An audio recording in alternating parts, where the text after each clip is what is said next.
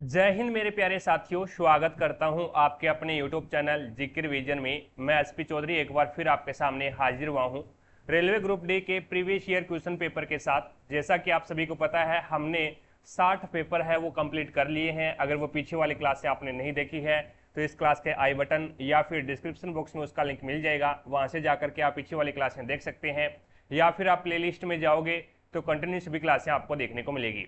चलिए शुरू करते हैं आज का सेशन। और आज अपन इस क्लास में 17 सितंबर 2022 को जो पहली पारी में पेपर हुआ था उस पेपर का इस क्लास में सॉल्यूशन करने वाले हैं। तो चलिए शुरू करते हैं। एक आपसे छोटी सी रिक्वेस्ट रहेगी, अगर आप चैनल पर नए हैं तो चैनल को सब्सक्राइब करें, पास में लगे बेल आइकन को जरूर दबाएं, ताकि अपन जैसे ही नेक्स्ट वीडियो लेके आए तो उसका नोटिफिकेशन सबसे पहले आपके पास पहुंचे और आप तुरंत उसका लाभ उठा सको। ज़्यादा से ज़्यादा वीडियो को लाइक करना और ज़्यादा से ज़्यादा शेयर करना अपने सभी दोस्तों के साथ में, ताकि सभी दोस्तों को क्लास का लाभ मिले, उन्हें भी पता लगे भी रेलवे ग्रुप डी में किस लेवल के क्वेश्चन आते हैं और उसे कैसे सोचते हैं। पहला क्वेश्चन देखिएगा अभी आपके सामने है। अब इसमें बोला गया है प्रमुखतः महाराष्ट्र और गुजरात में मनाए जाने वाले पारसी नव वर्ष को के रूप में जाना जाता है और यह ईरानी कैलेंडर की शुरुआत का प्रतीक है। तो वो आपका हो जाएगा नवरोज, यानी 4 नंबर ऑप्शन आपका राइट आंसर हो जाएगा। अभी आगे चलते हैं, नेक्स्ट देखिएगा। नेक्स्ट आपके सामने 2 नंबर क्वेश्चन है।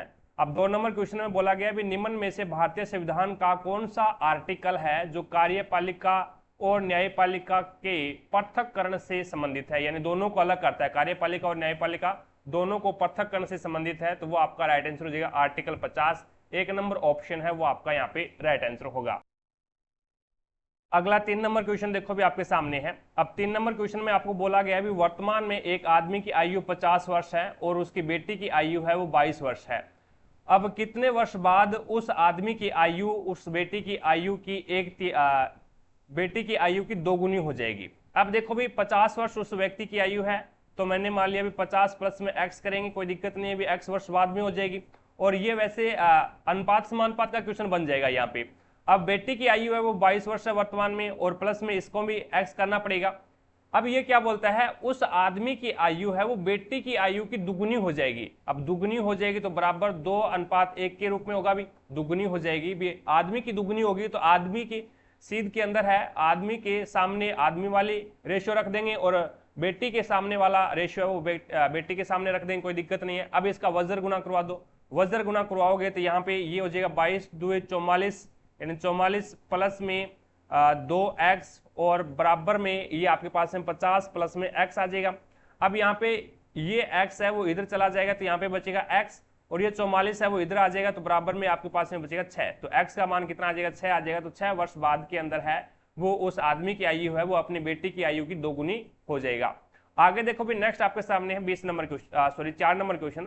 अब 4 नंबर क्वेश्चन में पहले तो आपका ये इस प्रोसेस इसका प्रोसेस करना पड़ेगा आपको, यानी ये जो बार दे रखा है एक प्रकार से रेखावर्तनी बोलते हैं इसको सोल्व करना पड़ेगा पहले आपको। इसको सोल्व करोगे तो यहाँ पे 16 में से 10 जाएगा तो आपके पास में 6 बचेगा भी। ठीक है, कितना बचेगा, 6 बचेगा भी। ये पहले आपको इसको सोल्व करना पड़ेगा रेखावर्तनी को। इस रेखावर्तनी को सोल्व करोगे तो यहाँ पे 16 में से 10 जाएगा, 6 बचेगा, और माइनस का निशान है तो माइनस, और उसके बाद में 12 में से 6 जाएगा तो फिर 6 बचेगा, फिर यहाँ पे माइनस का निशान है, 14 में से 6 जाएगा तो फिर 8 बचेगा, और फिर माइनस का निशान है तो 12 में से 8 जाएगा तो आपके पास में बचेगा 4, और फिर माइनस का निशान है तो 20 में से 4 जाएगा तो 16 बचेगा, यानी आपका 3 नंबर ऑप्शन राइट हो जाएगा। आगे देखो भी नेक्स्ट आपके सामने 5 नंबर क्वेश्चन है। अब इसमें उपरोक्त श्रृंखला में ऐसे कितने प्रतीक हैं जिनमें से प्रत्येक के ठीक बाद एक स्वर है और ठीक पहले एक संख्या है। अब पहले स्वर होना चाहिए और फिर प्रतीक है और फिर संख्या है। तो स्वर, प्रतीक और संख्या, स्वर, प्रतीक और संख्या, तो एक तो ये रहा भी, एक ग्रुप तो आपका ये बन गया, स्वर, प्रतीक और संख्या, स्वर, प्रतीक, संख्या, स्वर, प्रतीक, संख्या, स्वर, प्रतीक, संख्या, संख्या नहीं है इसके पीछे, यहाँ पे स्वर, प्रतीक और संख्या, स्वर, प्रतीक और संख्या, एक ये रहा भी, एक आपका ये रहा स्वर, प्रतीक और संख्या, नहीं संख्या नहीं है भी पीछे इसके। ओहो, यहाँ पे देखो भी पहले ऐसे कितने, प्रत्येक के बाद स्वर, यानी पहले संख्या होनी चाहिए भी, पहले संख्या फिर प्रतीक और फिर आपका स्वर होना चाहिए। ये देखो भी ठीक बाद स्वर होना चाहिए और ठीक पहले एक संख्या होनी चाहिए। तो संख्या, प्रतीक और स्वर होना चाहिए। तो एक ग्रुप ये बन गया। ठीक है, संख्या, प्रतीक और सवर, एक ग्रुप ये बन गया। और उसके बाद में संख्या, प्रतीक और उसके बाद में सवर, संख्या, प्रतीक, संख्या, प्रतीक और सवर, एक ये रहा भाई। तो ऐसे 3 ग्रुप हो जाएंगे, 1 नंबर ऑप्शन आपका राइट आंसर होगा। आगे देखो भी नेक्स्ट आपके सामने है 6 नंबर क्वेश्चन। अब 6 नंबर क्वेश्चन में आपको यहाँ पे क्वेश्चन में देखो भी ये दे रखा है, ये रहा क्वेश्चन। अब क्वेश्चन में दे रखा है पहली शर्त देखो भी, यदि पहला घटक एक प्रतीक है, पहला घटक प्रतीक नहीं है तो ये कैंसिल हो जाएगा। दूसरा देखो भी, यदि पहला घटक एक विषम संख्या है, तो पहला घटक एक विषम संख्या, पहला घटक एक विषम संख्या है और अंतिम घटक एक सम संख्या, ठीक है। तो पहले और अंतिम को कॉपीराइट के द्वारा कूटबंद किया जाएगा, एकदम सही है भी ये। और तीसरा देखो भी, यदि दूसरा और तीसरा दोनों पूर्ण वर्ग है, नहीं है, तो यहाँ पे दूसरी कंडीशन लगा दो। तो पहले को और लास्ट को क्या है, कॉपीराइट से डिनोट करेगा। तो पहला तो यही देख लो भी दोनों कॉपीराइट किस में आ रहा है। अब इसमें देखो भी एक ऐसा ऑप्शन है जिसमें क्या है, पहले और अंतिम को कॉपीराइट से कूटबंद किया गया है, तो यहाँ पे 2 नंबर ऑप्शन आपका राइट आंसर होगा। बस इतना ही देखना था आपको, और कुछ कोड लिखना ही नहीं है। ये भी नहीं होगा, ये भी नहीं होगा, ये भी नहीं होगा, यानी दूसरा हो जाएगा इसमें। आगे देखो भी नेक्स्ट आपके सामने 7 नंबर क्वेश्चन। अब 7 नंबर क्वेश्चन में आपको तीर का जो निशान दिखाया गया है, एक ये निम्नलिखित आकृति के द्वारा पादप कोशिका, ये कौन सी कोशिका है, ये पादप कोशिका है, में हम अपशिष्ट उत्पाद कहां पा सकते हैं। अपशिष्ट उत्पाद है वो वैक्यूल्स के अंदर पाएंगे भी, वैक्यूल्स यानी रिक्तिका होती है, और रिक्तिका है वो पादप कोशिका में सबसे ज्यादा स्थान घेरती है भी, ठीक है। तो यहाँ पे तीर के स्थान पे जो 4 नंबर ऑप्शन है ना, 4 नंबर जो आपका तीर है, ये वैक्यूल्स को दर्शा रहा है। तीर 4 द्वारा दिखाए गए क्षेत्र है वो एक क्या है, अपशिष्ट उत्पाद के रूप में हो जाएगा। तो यहाँ पे 3 नंबर ऑप्शन है वो आपका राइट आंसर हो जाएगा भी। तीर नंबर 4 है, ये वैक्यूल्स है, यानी आपका रिक्तिका है, और रिक्तिका के अंदर है वो आपके अपशिष्ट मिलेंगे आपको, ठीक है। तो 4 नंबर, यहाँ पे 3 नंबर ऑप्शन हो जाएगा। आगे देखो भी नेक्स्ट 8 नंबर क्वेश्चन है, देओमाली चोटी निम्न में से किस भारतीय राज्य में स्थित है। तो ओडिशा के अंदर है भी, देओमाली चोटी है वो ओडिशा के अंदर है, 1 नंबर ऑप्शन आपका राइट आंसर होगा। नेक्स्ट देखिएगा 9 नंबर क्वेश्चन करंट अफेयर का है। 10 नंबर क्वेश्चन पे चलता हूं, प्रश्नवाचक चिन्ह के स्थान पे आपको क्या लिखना है वो देखो भी। 48 और 48 से 52 हो रहा है, तो 48 से 52 हुआ, तो यहाँ पे 2 सीरीज चल रही है एक प्रकार से देखो तो। नहीं, पहले इसमें +4 किया, फिर आधा कर दिया। पहले +4 किया 48 और 4 52, और फिर 52 का आधा किया 26, ठीक है। और फिर 26 में 4 जोड़ दिया, और फिर 26 और 4 30, अब 30 का आधा कर दिया 15 हो गया। अब 15 में 4 जोड़ेगा, और 15 और 4 कितने होते हैं 19। तो यहाँ पे आपका राइट आंसर क्या होगा, 3 नंबर ऑप्शन हो जाएगा। पहले 4 जोड़ रहा है, फिर आधा कर रहा है, फिर 4 जोड़ रहा है, फिर आधा कर रहा है, इस प्रकार से चल रहा है अभी। आगे चलते हैं, नेक्स्ट देखिएगा 11 नंबर क्वेश्चन आपके सामने है। अब इसमें बोला गया प्रकाश संश्लेषण से कौन से घटक, निम्न में से कौन सा घटक प्रकाश संश्लेषण के लिए आवश्यक है। तो कार्बन डाइऑक्साइड आवश्यक होती है, जल भी आवश्यक होता है, सूर्य का प्रकाश भी आवश्यक होता है, और पर्णहरित भी आवश्यक होता है, जिसे अपन क्लोरोफिल बोलते हैं, जिससे कि क्या बनता है, आपका भोजन बनता है। तो यहाँ पे 3 नंबर ऑप्शन है वो आपका राइट आंसर होगा। ऑक्सीजन आवश्यक नहीं है इसमें ऑक्सीजन दे रखी है, इसमें ऑक्सीजन आवश्यक नहीं होती प्रकाश संश्लेषण में। यहाँ पे ऑक्सीजन दे रखी है तो ऑक्सीजन आवश्यक नहीं होती। आगे देखो भी नेक्स्ट 12 नंबर क्वेश्चन आपके सामने है। 6 अभिनेता एक पंक्ति में उत्तर की ओर मुख करके बैठे हैं। ए पहले स्थान पर बैठा है, और जी है वो ए के दाईं और तीसरे स्थान पर बैठा है। तो ए पहले स्थान पर है और जी है वो ए के दाईं ओर है, तो इसका मतलब क्या हो गया, ए है वो बाईं ओर होगा भी, तभी है वो जी है वो दाईं ओर बैठेगा। अब जी दाईं ओर है, और वो भी क्यों, कौन से स्थान पर, तीसरे स्थान पर है, तो पहला, दूसरा और तीसरा यहाँ पे जी आ जाएगा। अब एच है वो जी के दाईं ओर ठीक बगल में है, एच है ना वो जी के दाईं ओर ठीक बगल में, तो एच यहाँ पे आ जाएगा। एफ ए के दाईं ओर दूसरे स्थान पर है, एफ है ना वो ए के दाईं ओर दूसरे स्थान पर है, तो एफ यहाँ पे आ जाएगा। एल है वो ए के दाईं ओर ठीक बगल में बैठा है, एल है ना वो ए के दाईं ओर ठीक बगल में बैठा है, तो एल यहाँ पे आ जाएगा। एस पंक्ति के अंतिम छोर पर बैठा है, तो एस यहाँ पे आ जाएगा। तो एल के दाईं ओर ठीक बगल में कौन बैठा है, तो एल ये रहा, और उसके दाईं ओर ठीक बगल में एफ बैठा है, तो यहाँ पे 1 नंबर ऑप्शन आपका राइट आंसर होगा। 13 नंबर क्वेश्चन देखो भी आपके सामने है। Micro units development and refinance agency के तहत स्वीकृत शिशु ऋण की सीमा कितनी होती है, तो वो 50,000 रुपए तक होती है भी, 50,000 रुपए तक होती है। 1 नंबर ऑप्शन आपका राइट आंसर होगा। आगे देखो भी नेक्स्ट 14 नंबर क्वेश्चन आपके सामने है। राम और सीता की आयु का अनुपात 5:8 है। 3 वर्ष बाद में उनकी आयु का जो योगफल है वो 58 वर्ष होगा। तो राम की वर्तमान आयु कितनी है ये आपको बताना है। तो 5:8 हो जाएगा भी, ये 5:8 हो जाएगा। राम और सीता, ये राम है और ये यहाँ पे सीता है। उनकी आयु का योगफल 58 दे रखा है, तो हमारे अनुसार उनकी आयु का योगफल कितना हो जाएगा, 8 और 5 13। ठीक है, अब 3 वर्ष बाद में ये दे रखा है आपको, तो आपको आपके पास में जो अनुपात है वो 3 वर्ष पहले का है, और ये दे रखा है 3 वर्ष बाद का, या फिर ये बोले भी अनुपात तो आपके पास में वर्तमान का है, अनुपात तो आपका क्या है, वर्तमान का है, और ये क्या है 3 वर्ष बाद का है। तो इसका मतलब क्या है, इसे 3 वर्ष यानी वर्तमान बनाने के लिए इसको में क्या करना पड़ेगा, आपको 58 में से 6 माइनस करना पड़ेगा। अब आप बोलोगे 6 माइनस क्यों करोगे, तो 3 साल इसका और 3 साल इसका। ठीक है, तो यहाँ पे आपके पास में क्या बचेगा, 52 बचेगा, ये वर्तमान का आ गया। अब 13 कम 13, 13 चौके 52, 1 का मान 4 आ गया। अब राम की वर्तमान आयु कितनी है, तो राम की वर्तमान आयु का अनुपात 5 वर्ष है, तो इसको 4 से गुणा करोगे तो 20 आ जाएगा, यानी 3 नंबर ऑप्शन आपका राइट आंसर होगा। नेक्स्ट देखो भी 15 नंबर क्वेश्चन आपके सामने है। अब इसमें आपको यहाँ पे बताना भी क्या आएगा, 28 और फिर 2 लिख रहा है ये, और फिर 126 और फिर 5 लिख रहा है, सॉरी 4 लिख रहा है। अब देखो भी यहाँ पे यानी 2 में 1 जोड़ दिया, 2 में आपने 1 जोड़ा 3 हो गया, 3 की क्यूब कर दी, 3 की क्यूब कर दी और माइनस प्लस कर दिया 1। चीजें समझ में आ गई, यानी 2 था ये, अब 2 के अंदर मैंने 1 जोड़ दिया और क्यूब कर दी, 2 के अंदर 1 जोड़ा 3, 3 की क्यूब कितनी होती है 27, 27 में 1 जोड़ दिया तो 28। इसी प्रकार से 4 में मैंने 1 जोड़ दिया 5 और 5 की क्यूब कर दी 125 और प्लस कर दिया 1, तो 126 हो गया। इसी प्रकार से यहाँ पे 65 दे रखा है, तो 65 है वो 3 आएगा, यहाँ पे कितना आएगा अभी 3, और फिर मैं 1 जोड़ूंगा तो 4 आ जाएगा, और फिर मैं 4 की क्यूब करूंगा और प्लस कर दूंगा 1, तो यहाँ पे आपका राइट आंसर क्या होगा 165। तो यहाँ पे आपका राइट आंसर हो जाएगा 1, यानी 3 आएगा, 3 आएगा, इसमें पहले 1 जोड़ेंगे तो 4 हो जाएगा, 4 में फिर क्यूब करेंगे तो 64 हो जाएगा, फिर 1 जोड़ेंगे तो 65 आ जाएगा। आगे चलो भी नेक्स्ट 16 नंबर क्वेश्चन आपके सामने है। यदि लंबवर्तीय बेलन का वक्र पृष्ठीय क्षेत्रफल 880 सेंटीमीटर स्क्वायर दे रखा है, तो उसका आधार का व्यास 7 सेंटीमीटर है, तो बेलन की ऊंचाई आपको ज्ञात करनी है। तो लंबवर्तीय बेलन का वक्र पृष्ठीय क्षेत्रफल क्या होता है, 2 पाई आर एच होता है, 2 पाई आर एच होता है।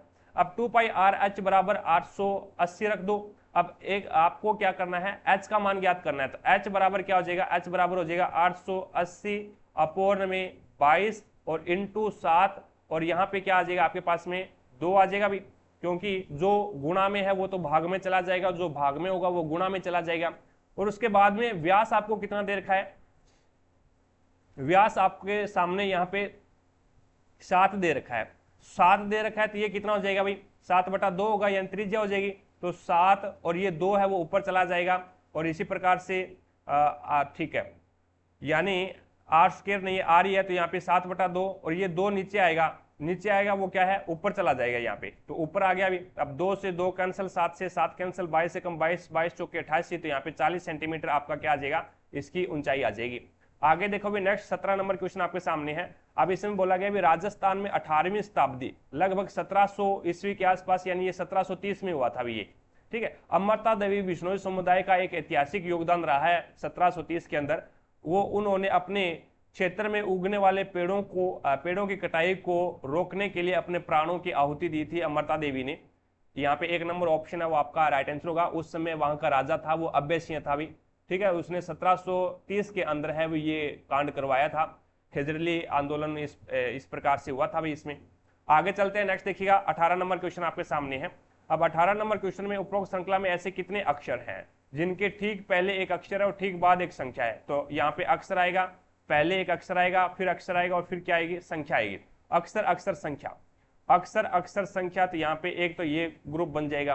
फिर अक्षर अक्षर संख्या, अक्षर अक्षर संख्या, तो यहाँ पे आपका एक ही ग्रुप बनेगा भी ऐसा, तो 2 नंबर ऑप्शन आपका राइट आंसर होगा। 19 नंबर क्वेश्चन देखो भी आपके सामने है। अब इसमें बोला गया भी छोटे कण। अब यहाँ पे छोटे कण क्या करते हैं भी, छोटे कण होते हैं ना वो कम तरंग दैर्ध्य वाले प्रकाश को प्रकीर्णित करते हैं। याद रखना ये चीजें भी, छोटे कण होते हैं वो कम तरंग दैर्ध्य वाले प्रकाश को प्रकीर्णित करेंगे, और जो बड़े कण होंगे वो क्या करेंगे, बड़े तरंग यानी ज्यादा तरंग दैर्ध्य वाले प्रकाश को ज्यादा तरंग दैर्ध्य वाले प्रकाश को क्या करेंगे, प्रकीर्णित करेंगे। तो यहाँ पे छोटे कण में कम तरंग दैर्ध्य वाला और कम तरंग दैर्ध्य जैसे विबग्योर VIBGYOR ये विबग्योर होता है, तो इसमें यहाँ पे बैंगनी आ जाएगा आपका, और वोयलेट यानी बैंगनी, और इंडिगो यानी बैंगनी और आसमानी ये क्या है, कम तरंग दैर्ध्य वाले प्रकाश है। तो छोटे कण है वो कम तरंग दैर्ध्य वाले प्रकाश को प्रकीर्णित करते हैं, प्रकाश का प्रकीर्णन सबसे अधिक करते हैं। जबकि बड़े कण होते हैं ना वो अधिक तरंग दैर्ध्य किसका होगा, लाल का और नारंगी का, तो लाल और नारंगी रंगों के प्रकाश का प्रकीर्णन है वो सबसे अधिक करेंगे। तो याद रखना, छोटे कण होंगे वो कम तरंग दैर्ध्य वाले प्रकाश को अधिक प्रकीर्णित करेंगे, और जो बड़े कण होंगे वो अधिक तरंग दैर्ध्य वाले प्रकाश को प्रकीर्णित करते हैं। तो यहाँ पे 1 नंबर ऑप्शन आपका राइट आंसर होगा। अब 20 नंबर क्वेश्चन देखो अभी आपके सामने है, यदि किसी द्विघात समीकरण का विविध कर है वो 0 है तो उस द्विघात समीकरण में होगा। अब विविध कर का मतलब क्या होता है, यानी B square minus 4ac, B square minus 4ac एक द्विघात समीकरण है, उसका बी स्क्वायर माइनस 4ac का मान है वो कितना आ जाए, 0 आ जाए। और 0 बराबर 0 कहने का मतलब क्या होगा भी दो समान मूल और कैसे मूल होंगे, वास्तविक होंगे भी, मूल है वो समान होंगे और कैसे होंगे, वास्तविक होंगे। तो विविध कर यानी बी स्क्वायर माइनस 4ac का मान कितना आ जाए, 0 आ जाए, ये बोला इसने। तो 0 बराबर 0 हो जाए तो इसका मतलब क्या हो जाएगा भी दोनों मूल है वो समान होंगे और वास्तविक होंगे। अगर 0 का मान है वो, अगर यहाँ पे बी स्क्वायर माइनस 4ac का मान है वो 0 से बड़ा आ जाए, 0 से बड़ा आ जाए तो इसका मतलब क्या होगा, मूल वास्तविक तो होंगे लेकिन क्या होंगे, भिन्न भिन्न होंगे।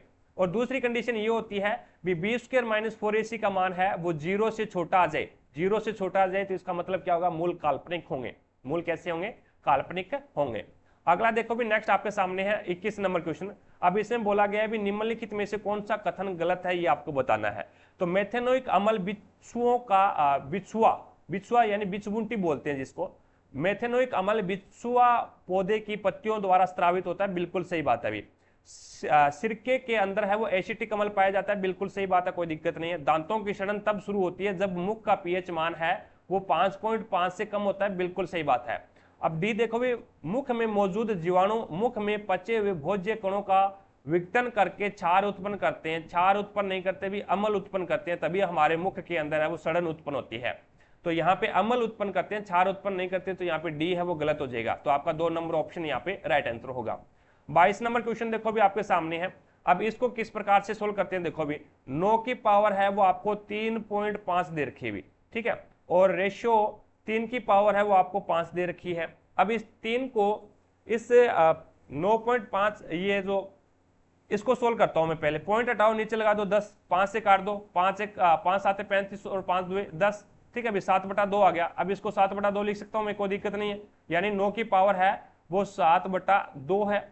अब मैं 9 को क्या लिख सकता हूं, अब मैं 9 को लिख सकता हूं 3 की पावर 2, 3 की पावर 2 लिख सकता हूं, और 3 की पावर 2 और यहाँ पे इसका पावर कितने है 7/2, और यहाँ पे कितनी है 3 की पावर 5 है। अब यहाँ पे 2 से तो 2 कैंसिल हो गया अभी, अब 3 की पावर 7 अनुपात 3 की पावर 5, तो यहाँ पे ये 5 है भी 3 की पावर 5, तो ये 5 से ये कट गया, तो यहाँ पे कितनी बची, 3 की पावर 2 बच गई, तो 9, और इधर 3 की पावर 1 बची है, तो यानी 3 की पावर 1 एक ही होता है भी, 3 की पावर 3 है वो कितना होता है भी, एक प्रकार से 3 की पावर सॉरी 1 क्या बची, यहाँ पे 0 बच गई, यानी हमने काट दिया भी, यहाँ पे 5 पावर थी और यहाँ पे 7 थी, तो 5 से 7 कट गया, तो इधर 2 बच गई और इधर 0 बच गई। तो किसी की पावर 0 हो तो इसका मतलब क्या है, उसका मान 1 होगा भी, तो यहाँ पे 9:1 यानी आपका राइट आंसर होगा 1 नंबर ऑप्शन। आगे देखो भी नेक्स्ट 23 नंबर क्वेश्चन है। 1850 में अंग्रेजों ने किसकी अवधारणा पेश की जिसने भारतीय अर्थव्यवस्था की संरचना को काफी प्रभावित किया है, तो वो रेल परिवहन हो जाएगा भी आपका, रेल परिवहन, यानी 4 नंबर ऑप्शन आपका राइट आंसर होगा। नेक्स्ट देखो भी 24 नंबर क्वेश्चन आपके सामने है। अब 24 नंबर क्वेश्चन में इसमें बताया गया है भी अपोहन, जिसे अपन डायलिसिस बोलते हैं, वृक्क की सामान्य कार्य प्रणाली प्रभावित होने पर रक्त से अपशिष्ट उत्पादों को निकालने के लिए की जाने वाली एक प्रक्रिया है। अपोहन यानी डायलिसिस के चरण नीचे दिए गए हैं लेकिन वे सही क्रम में नहीं हैं। कौन सा विकल्प उस चरणों के सही क्रम को दर्शाता है, ये आपको बताना है। तो देखो भी पहले यानी डायलिसिस की जो प्रक्रिया है वो एक प्रकार से क्या है, अवरुद्ध हो गई है, तो आपको क्या है डायलिसिस की प्रक्रिया के अकॉर्डिंग ही आपको बताना है कौन सा सही रहेगा। तो पहले तो अपन करेंगे जो धमनी से लाइन में करेंगे भी, रक्त को क्या करेंगे धमनी से लाइन में लेके आएंगे, और उसके बाद में उसको कहां से गुजारेंगे, रोगी के रक्त को अपोहन तरल युक्त टैंक से गुजारना पड़ेगा। पहले तो धमनी को लाइन में लेंगे, क्या धमनी को रक्त है वो लाइन में लेंगे, और उसके बाद में उस रक्त को कहां से गुजारेंगे, अपोहन तरल, अपोहन डायलिसिस फ्लूइड होगा उससे गुजारेंगे, उससे एक टैंक होगा, उस टैंक में से उस रक्त को गुजारेंगे।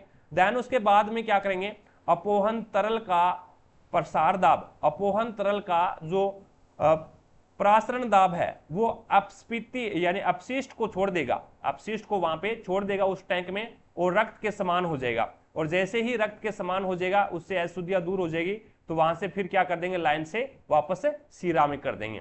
तो पहले धमनी से लाइन में करेंगे, फिर रोगी के रक्त को अपोहन तरल युक्त एक टैंक होगा उससे गुजारेंगे, और उससे गुजारने के बाद में वहां से प्रासरण दाब के द्वारा है वो वहां से जो अपशिष्ट है वो क्या हो जाएगा, दूर हो जाएगा, और रक्त है जो रक्त है वो रक्त के समान ही हो जाएगा भी, और उसके बाद में उसको क्या करेंगे, लाइन से सीरा कर देंगे वापस।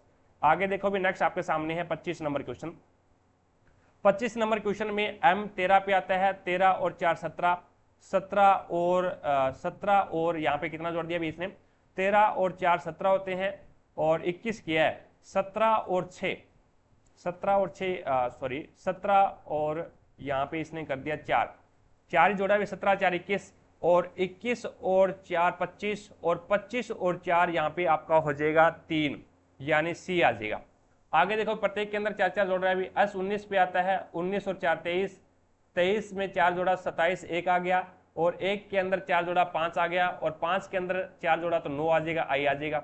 उसके बाद में देखो भी n आता है 14 पे, 14 और 4 18, 18 और 4 22, 22 और 4 26, और 26 और 4 डी आ जाएगा।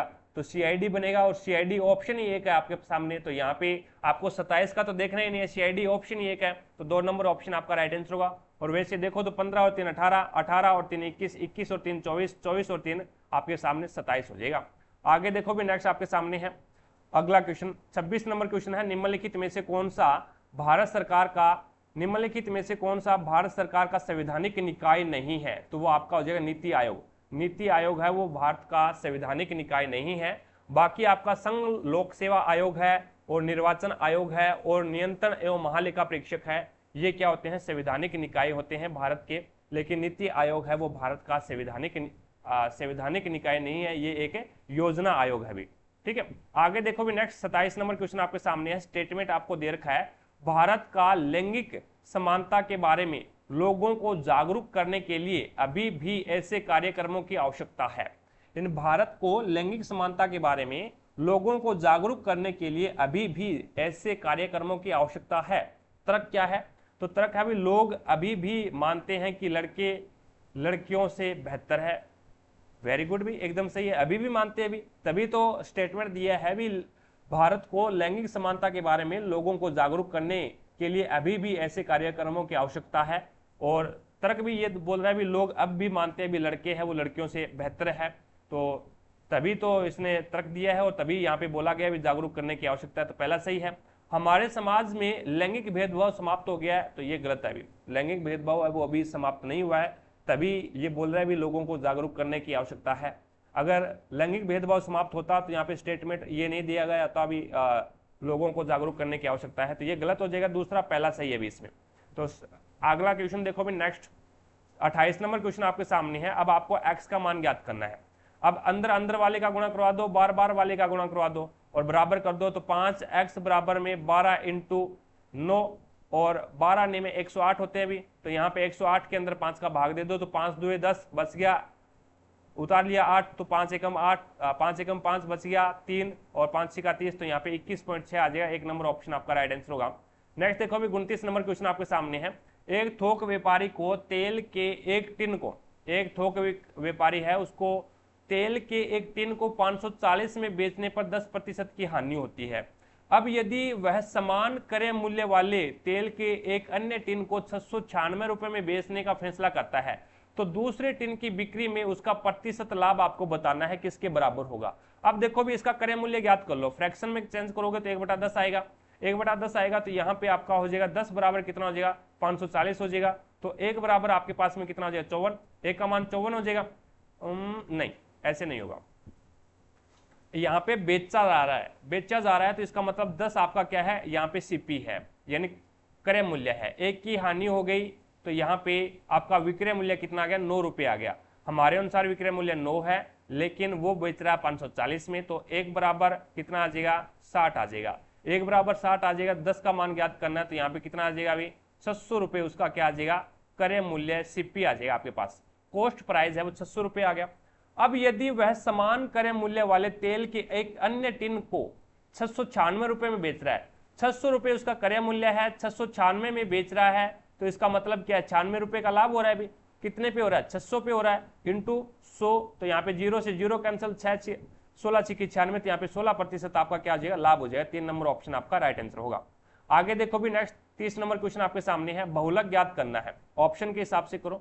6 देखो कितनी बार आया है, तो 1 2 बार आया 6, जिसकी ज्यादा बारंबारता होगी वही आपका राइट आंसर होगा। 7 देखो भी कितनी बार आया, 1 और 2, 7 भी 2 बार आया भी। और 81 देखो कितनी बार आया है, तो 81 एक ही बार आया है, तो इसकी बारंबारता 1 है। 2 देखो कितनी बार आया है, तो यहाँ पे 1 2 और 3, 2 आया 3 बार, तो यहाँ पे आपका राइट आंसर क्या होगा, 4 नंबर ऑप्शन आपका राइट आंसर हो जाएगा, 2 इसका बहुलक हो जाएगा अभी।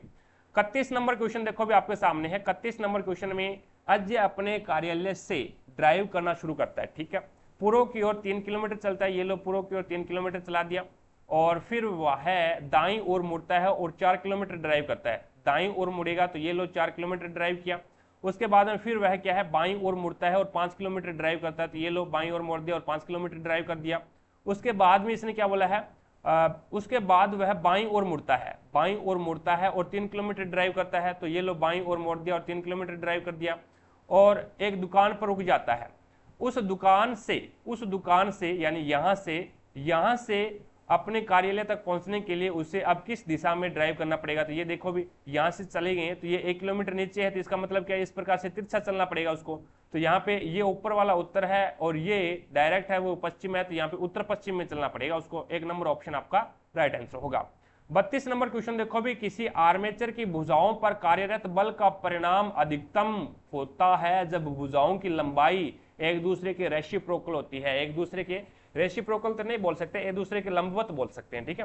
तो यहाँ पे चुंबकीय क्षेत्र के लंबवत, चुंबकीय क्षेत्र के जब भुजाओं की आकृति है वो लंबवत होती है, तो यहाँ पे एक प्रकार से ये फॉर्मूला होता है बी ए साइन थीटा होता है, बी ए साइन थीटा।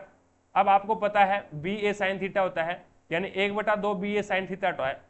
बी यहाँ पे क्या है, चुंबकीय क्षेत्र है, बी यहाँ पे क्या है, चुंबकीय क्षेत्र है, और ए है वो उस वस्तु का क्या है, क्षेत्रफल है, ए उस वस्तु का एरिया है, और साइन थीटा यहाँ पे क्या है, थीटा का मान कितना होगा, यानी साइन का मान किस कैटेगरी के अंदर किस कोण के ऊपर है वो अधिकतम होता है। तो साइन 90 का मान है वो 1 डिग्री होता है भी, और साइन 0 डिग्री का मान 0 डिग्री होता है।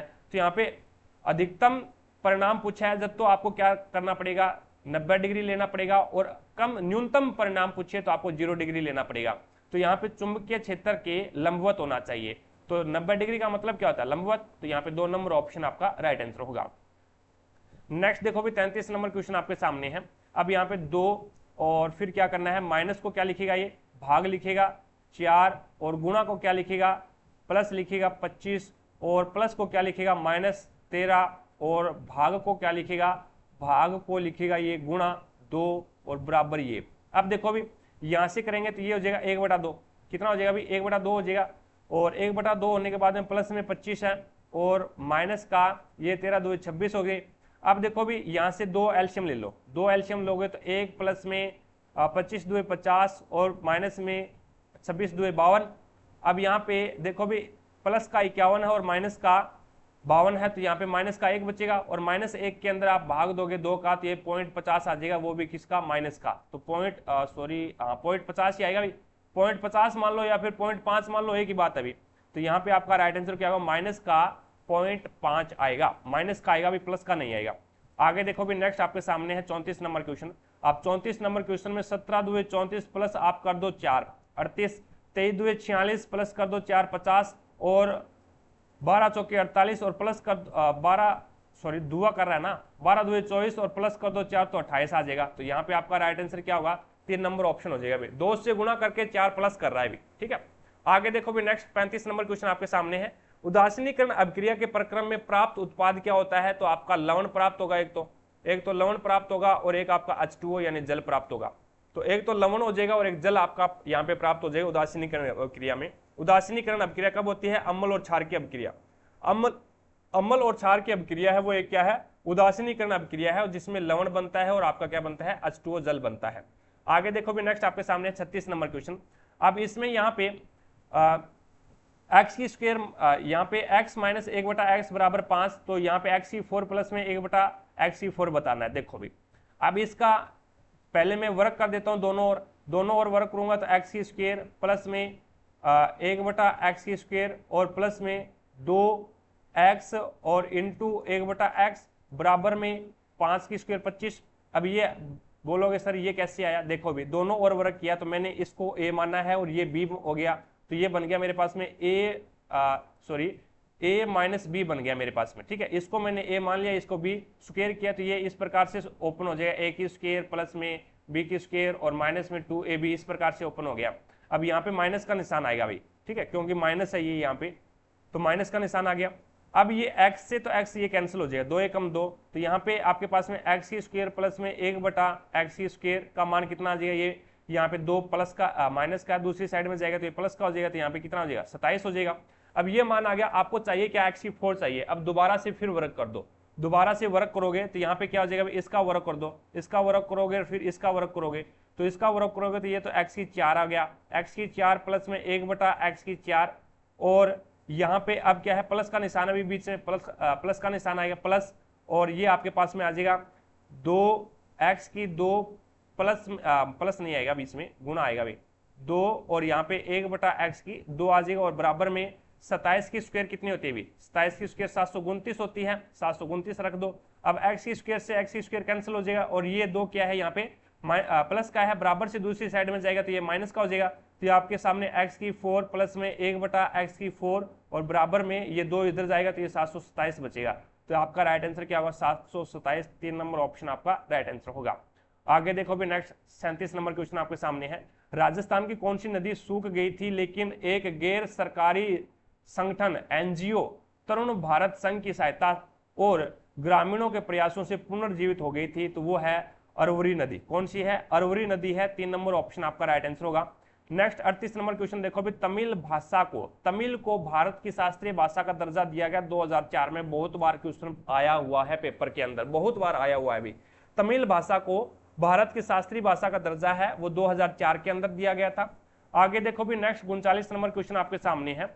अब इसमें बोला गया भी ए, एफ, सी, एच, जे और के 6 लड़कियां हैं, जिसमें से प्रत्येक की लंबाई अलग अलग है, वे अपनी लंबाई के आरोही क्रम में खड़ी हुई है। ठीक है, आरोही क्रम में है, सबसे आगे सबसे छोटी लड़की और उसके पीछे सबसे लंबी लड़की है। इस प्रकार से सी पंक्ति की शुरुआत में है, इस प्रकार से सी है वो पंक्ति की शुरुआत में, तो ये लो भी सी पंक्ति की शुरुआत में होगी। एफ से केवल एक लड़की लंबी है, एफ से केवल एक लड़की लंबी है और सारी की सारी छोटी है भी। केवल का मतलब तो यही होता है। एच ठीक ए से लंबी है, एच है वो ठीक है ए से लंबी है, तो ये लो। सी और एच दोनों के से छोटी है, सी और एच है ना वो दोनों के दोनों क्या है, के से छोटी है। सी और एच दोनों के से छोटी है। अब सी और एच है वो क्या है, के से छोटी है, तो के यहाँ पे आ जाएगा भी। ए और सी के बीच में केवल एक अन्य लड़की है, ए और सी के बीच में, तो यहाँ पे आ जाएगा और यहाँ पे ए आ जाएगा और यहाँ पे एच आएगा भी और यहाँ पे के आएगा भी। ठीक है, एच है वो ठीक ए से लंबी है, ए से लंबी हो गई और इन दोनों से के छोटी हो जाएगी, यानी सी और एच दोनों के से छोटी है, के से छोटी है। ए और सी के बीच में केवल एक अन्य लड़की है। यदि पंक्ति के प्रारंभ से एच और एफ क्रम से चौथे और पांचवें स्थान पर है। अब पहला, दूसरा, तीसरा, चौथा, यानी चौथा और एफ है वो पांचवा है भी, एफ है वो पांचवा स्थान आता है, एफ पांचवें स्थान पे आ रहा है भी, यानी एच और एफ क्रम से चौथे और पांचवें स्थान पर है। तो पंक्ति के आरंभ से दूसरे स्थान पर कौन है, तो पंक्ति के आरंभ से दूसरे स्थान पर कौन है, तो एफ यहाँ पे पांचवें स्थान पे आएगा, तो इसका मतलब क्या है, इसका मतलब है वो एफ पांचवें स्थान पे आएगा, तो इसका मतलब है अभी के यहाँ पे आएगा, फिर के यहाँ पे आएगा, तो बचा एक ही, यानी छठे स्थान पे के आ रहा है अभी। अब बचेगा एक ही और वो कौन सा बच गया, जे, तो जे आ जाएगा दूसरे स्थान पे, यानी आपका राइट आंसर क्या होगा, 2 नंबर हो जाएगा। क्योंकि एफ के ऊपर एक व्यक्ति होना जरूरी है, इसने यहाँ पे बोला अभी एफ केवल एक व्यक्ति से, एफ केवल एक लड़की, एफ से केवल एक लड़की लंबी है, एफ से केवल एक लड़की लंबी है, तो यहाँ पे के लंबी है भी। ठीक है, और बाकी 2 नंबर ऑप्शन है वो आपका राइट आंसर हो जाएगा इसमें। आगे देखो भी नेक्स्ट 40 नंबर क्वेश्चन आपके सामने है। निम्न में से किस संक्रमण में विषाणु प्रतिरक्षा तंत्र में जाकर के उसकी कार्य प्रणाली को नुकसान पहुंचाता है। तो HIV एड्स है वो WBC को कमजोर करता है, WBC को कमजोर करता है। इससे आपकी क्या है रोग प्रतिरोधक क्षमता है वो कम हो जाती है, जिसके कारण आप क्या है रोगों का घर बन जाते हैं। तो यहाँ पे संक्रमण से विषाणु प्रतिरक्षा तंत्र में जाएगा और वहां से आपकी कार्य प्रणाली को नुकसान पहुंचाएगा। तो HIV एड्स होता है, जो कि सेक्स से हो सकता है, और आपका जो नीडल है, सुई है, अगर आप किसी दूसरे के यूज की हुई नीडल अगर आप यूज कर रहे हैं उससे भी आपका हो सकता है। ठीक है, तो ये एड्स से बनेगा और एड्स से क्या है आपकी WBC कमजोर होगी। आगे देखो भी नेक्स्ट 41 नंबर क्वेश्चन आपके सामने है, रमजान इस्लामिक कैलेंडर का कौन सा महीना है भी और रोजों का पवित्र महीना है। तो ये रमजान है वो 9वां महीना है भी, रमजान इस्लामिक कैलेंडर का 9वां महीना है जो रोजों का पवित्र महीना माना जाता है। आगे देखो भी next 42 number question current affair का है। 43 नंबर क्वेश्चन देखिएगा। 43 नंबर क्वेश्चन में आपके सामने TSRA को ये क्या लिखा है, ZIHG। देखो भी उल्टा लिख रहा है, A का उल्टा, R का उल्टा, S का उल्टा और T का उल्टा। ठीक है, तो इसी प्रकार से यहाँ पे देख लो भी ARNI उल्टा लिखेगा तो I का उल्टा R होता है भी, N का उल्टा है वो M उल्टा है, और R का उल्टा है वो I इंडियन रेलवे, और A का उल्टा AZ, यानी यहाँ पे हो जाएगा RMIZ, यानी 3 नंबर ऑप्शन आपका राइट आंसर होगा। आगे देखो भी नेक्स्ट 44 नंबर क्वेश्चन आपके सामने है। राम, निखिल और अश्विन की वर्तमान आयु का योगफल है वो 111 है। ठीक है, 10 वर्ष पहले उनकी आयु का योगफल का अनुपात है वो 2:3:4 था। ये राम का हो जाएगा, ये निखिल हो जाएगा और ये अश्विन हो जाएगा भी। अब देखो भी राम, निखिल और अश्विन की वर्तमान आयु का योगफल है वो 111 है। वर्तमान आयु है, आपको जो रेशियो दे रखा है वो 10 वर्ष पहले का दे रखा है। अब जो वर्तमान आयु है इसको 10 वर्ष पहले वाली आयु लेके चलते हैं। तो कैसे बनाएंगे, 10 वर्ष इसका, 10 वर्ष इसका और 10 वर्ष इसका, तो 23 इसमें से माइनस कर दो भी, तो 1 और यहाँ पे 11 में से 3 जाएगा तो 81 बनेगा। अब इन सभी को जोड़ दो, हमारे अनुसार इसका योग कितना है 9 आ रहा है, लेकिन क्वेश्चन में 81 हो रहा है, तो 9 एकम 9, 9 निम 81, तो 1 का मान 9 आ गया। अब पूछा क्या है, तो निखिल की वर्तमान आयु, तो निखिल की वर्तमान आयु का रेशियो कितना है 3 है, तो 3 है, तो यहाँ पे 3 निम 27, तो यहाँ पे कितना आ जाएगा आपका 27, और ये 27 आया क्या है, तो ये 10 वर्ष पहले का रेशियो है अभी, ये 10 वर्ष पहले का रेशियो है। तो इसको 10 वर्ष यानी वर्तमान बनाने के लिए 10 इसमें ऐड कर दो तो ये आ जाएगा 37, तो आपका राइट आंसर होगा 1 नंबर ऑप्शन। आगे देखो भी नेक्स्ट आपके सामने है 45 नंबर क्वेश्चन। 45 नंबर क्वेश्चन में आपको स्टेटमेंट दे रखा है, सभी काजू है वो गुड़ है, तो सभी काजू है वो जी से गुड़ हो जाएगा, ठीक है। और उसके बाद में कोई भी खाद्य पदार्थ है वो गुड़ नहीं है, तो KH से खाद्य पदार्थ, और ये क्या है गुड़ के अंदर नहीं जाएगा, तो खाद्य पदार्थ गुड़ के अंदर नहीं जा सकता, तो इसका मतलब खाद्य पदार्थ है वो काजू के अंदर भी नहीं जाएगा भी, ठीक है। और कुछ अखरोट है वो खाद्य पदार्थ है, तो ये लोग कुछ अखरोट है वो खाद्य पदार्थ के अंदर आ गया। अब देखो भी कुछ अखरोट काजू है, कुछ अखरोट है वो काजू हो भी सकते और नहीं भी हो सकते, यानी एक डायग्राम तो इसका ये बन गया, दूसरा डायग्राम बनेगा वो इस प्रकार से बन जाएगा भी के, और यहाँ पे ये बन जाएगा आपका जी यानी गुड़, और उसके बाद में ये आपका काजू खाद्य पदार्थ का बन जाएगा, और ये इस प्रकार से आपका है वो अखरोट का बन जाएगा भी, ठीक है। तो यहाँ पे कुछ अखरोट काजू है हो भी सकते हैं और इसमें नहीं हो सकते, तो यहाँ पे अगर इस प्रकार की सिचुएशन हो जिसमें संभावना वाला न होकर के अलग से अगर यहाँ पे संभावना होती तो अपन एक के अंदर सही है तो सही मान लेते, लेकिन संभावना नहीं है। यहाँ पे डायरेक्ट बोल रहा है कुछ अखरोट है वो काजू है, इसके अंदर नहीं है इसके अंदर है, तो इसका मतलब ये कैंसिल करेंगे, दोनों के अंदर होना अनिवार्य है। कुछ अखरोट गुड़ है, कुछ अखरोट है वो गुड़ हो सकते हैं क्या, नहीं हो सकते, यानी जो कुछ अखरोट हाँ जी हो सकते हैं। यहाँ पे देखो भी इसने क्या बोला है, कुछ अखरोट गुड़ है, अब इसके अंदर तो कुछ अखरोट है वो गुड़ है लेकिन इसके अंदर नहीं है, तो इसको भी कैंसिल करेंगे भी, ठीक है, इसको भी कैंसिल करेंगे। कोई भी खाद्य पदार्थ है वो काजू नहीं है, कोई भी खाद्य पदार्थ है वो काजू नहीं है, यानी खाद्य पदार्थ गुड़ नहीं है, तो इसका मतलब खाद्य पदार्थ है वो गुड़ काजू भी नहीं हो सकता, तो ये बिल्कुल सही बात है। तो यहाँ पे 3 नंबर ऑप्शन है वो 1 नंबर ऑप्शन आपका राइट आंसर होगा। 3 नंबर निष्कर्ष आपका पालन कर रहा है। आगे देखो भी नेक्स्ट 46 नंबर क्वेश्चन है वो करंट अफेयर का है। आगे चलता हूँ 47 नंबर क्वेश्चन देखिए आपके सामने है। अब 47 नंबर क्वेश्चन में आपको यहाँ पे क्या बोला गया है, कितने विद्यार्थी को समोसा और बर्गर दोनों पसंद है, समोसा और बर्गर दोनों पसंद है, ये आपको बताना है। और कुछ भी पसंद हो चलेगा, लेकिन समोसा और बर्गर पसंद होना चाहिए। तो यहाँ पे समोसा वाला कौन सा है? समोसा वाला एक तो ये है भी, स्टूडेंट हु लाइक समोसा, तो यहाँ पे एक तो समोसा वाला ये हो जाएगा, सर्कल आपका समोसा वाला है। और एक बर्गर वाला कौन सा हो जाएगा? तो एक बर्गर वाला आपका ये हो जाएगा, बर्गर वाला आपका ये हो जाएगा। तो इन दोनों के अंदर है वो कॉमन क्या है? तो इन दोनों के अंदर आपका कॉमन है वो यहाँ पे शायद मेरे को दिखाई दे रहा है वो एक तो आपका ये 3, इसके अंदर शायद 3 है ये, और ये शायद 18 है कि 11 है, पूरा स्पष्ट दिखाई नहीं दे रहा। यानी इन दोनों के अंदर ये इतना ही कॉमन आ रहा है, एक ये 5 है भी, यानी ये 3, 5, 11 है, या फिर 3, 5, 18 है, या फिर 3, 5, 23 है, जो भी है दिखाई तो मेरे को भी नहीं दे रहा। 3, 5 और शायद क्या तो 11 है क्या फिर 18 है, ये 3 ही इसके अंदर है वो क्या है कॉमन आ रहे हैं बर्गर और समोसा के अंदर। ठीक है, तो यहाँ पे ये आपका राइट आंसर हो जाएगा अभी।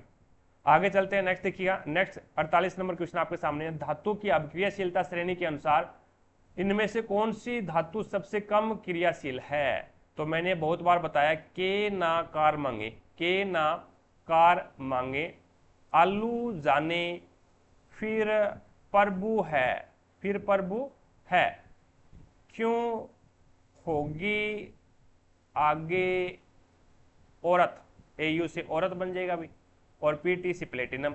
अब देखो भी, पोटेशियम और sodium, calcium, magnesium, aluminium, zinc, ferric और लेड यानी पीबी लेड, और यहाँ पे हाइड्रोजन, फिर कॉपर, ये कॉपर अभी कॉपर, और एचजी मरकरी हो जाएगा, और एजी सिल्वर हो जाएगा, और एयू सोना हो जाएगा, और पीटी प्लेटिनम हो जाएगा।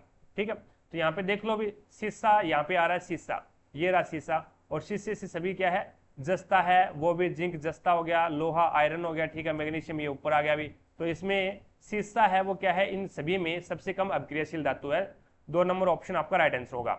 आगे देखो भी, नेक्स्ट आपके सामने प्रथम होम रूल लिंग की स्थापना है वो किसके द्वारा की गई थी? तो वो बाल गंगाधर तिलक के द्वारा की गई थी, बाल गंगाधर तिलक के द्वारा की गई थी। 4 नंबर ऑप्शन आपका राइट आंसर होगा। Next 50 number question current affair का है, आगे चलता हूं। नेक्स्ट देखिएगा, 51 नंबर क्वेश्चन आपके सामने है। अब 51 नंबर क्वेश्चन है वो एक बढ़िया क्वेश्चन है अभी। अब त्रिभुज दे रखा है पी क्यू आर, त्रिभुज क्या है? एक त्रिभुज है, इस प्रकार से अपन एक त्रिभुज बना लेते हैं इसका। ठीक है, इस प्रकार से एक त्रिभुज है और इसका नाम है पी क्यू और आर, ये एक त्रिभुज है। अब इस त्रिभुज के अंदर है वो आपको दिया गया है सीधी रेखा यूवी, एक सीधी रेखा यूवी है, और जिसे क्यू आर के समांतर खींचा गया है। अब ये क्यू आर है, इसके समांतर है वो आपको यूवी एक सीधी रेखा खींचा गया है, इस प्रकार से खींच दी हमने। और ये क्या है? यू और वी है, और यह पी एस, पी क्यू को एस पे, पी क्यू पी क्यू जो रेखा है उसको यहाँ पे एस बिंदु पे कट कर रही है, और पी आर जो रेखा है उसको टी बिंदु पर क्या कर रहा है, यहाँ पे प्रतिच्छेद कर रही है। इस प्रकार से निम्नलिखित में से कौन सा सदैव सत्य होगा ये आपको बताना है। तो यहाँ पे देखो भी, इस प्रकार से ये अगर समांतर है, यानी जो एस टी है वो समांतर है किसके? क्यू आर के समांतर है।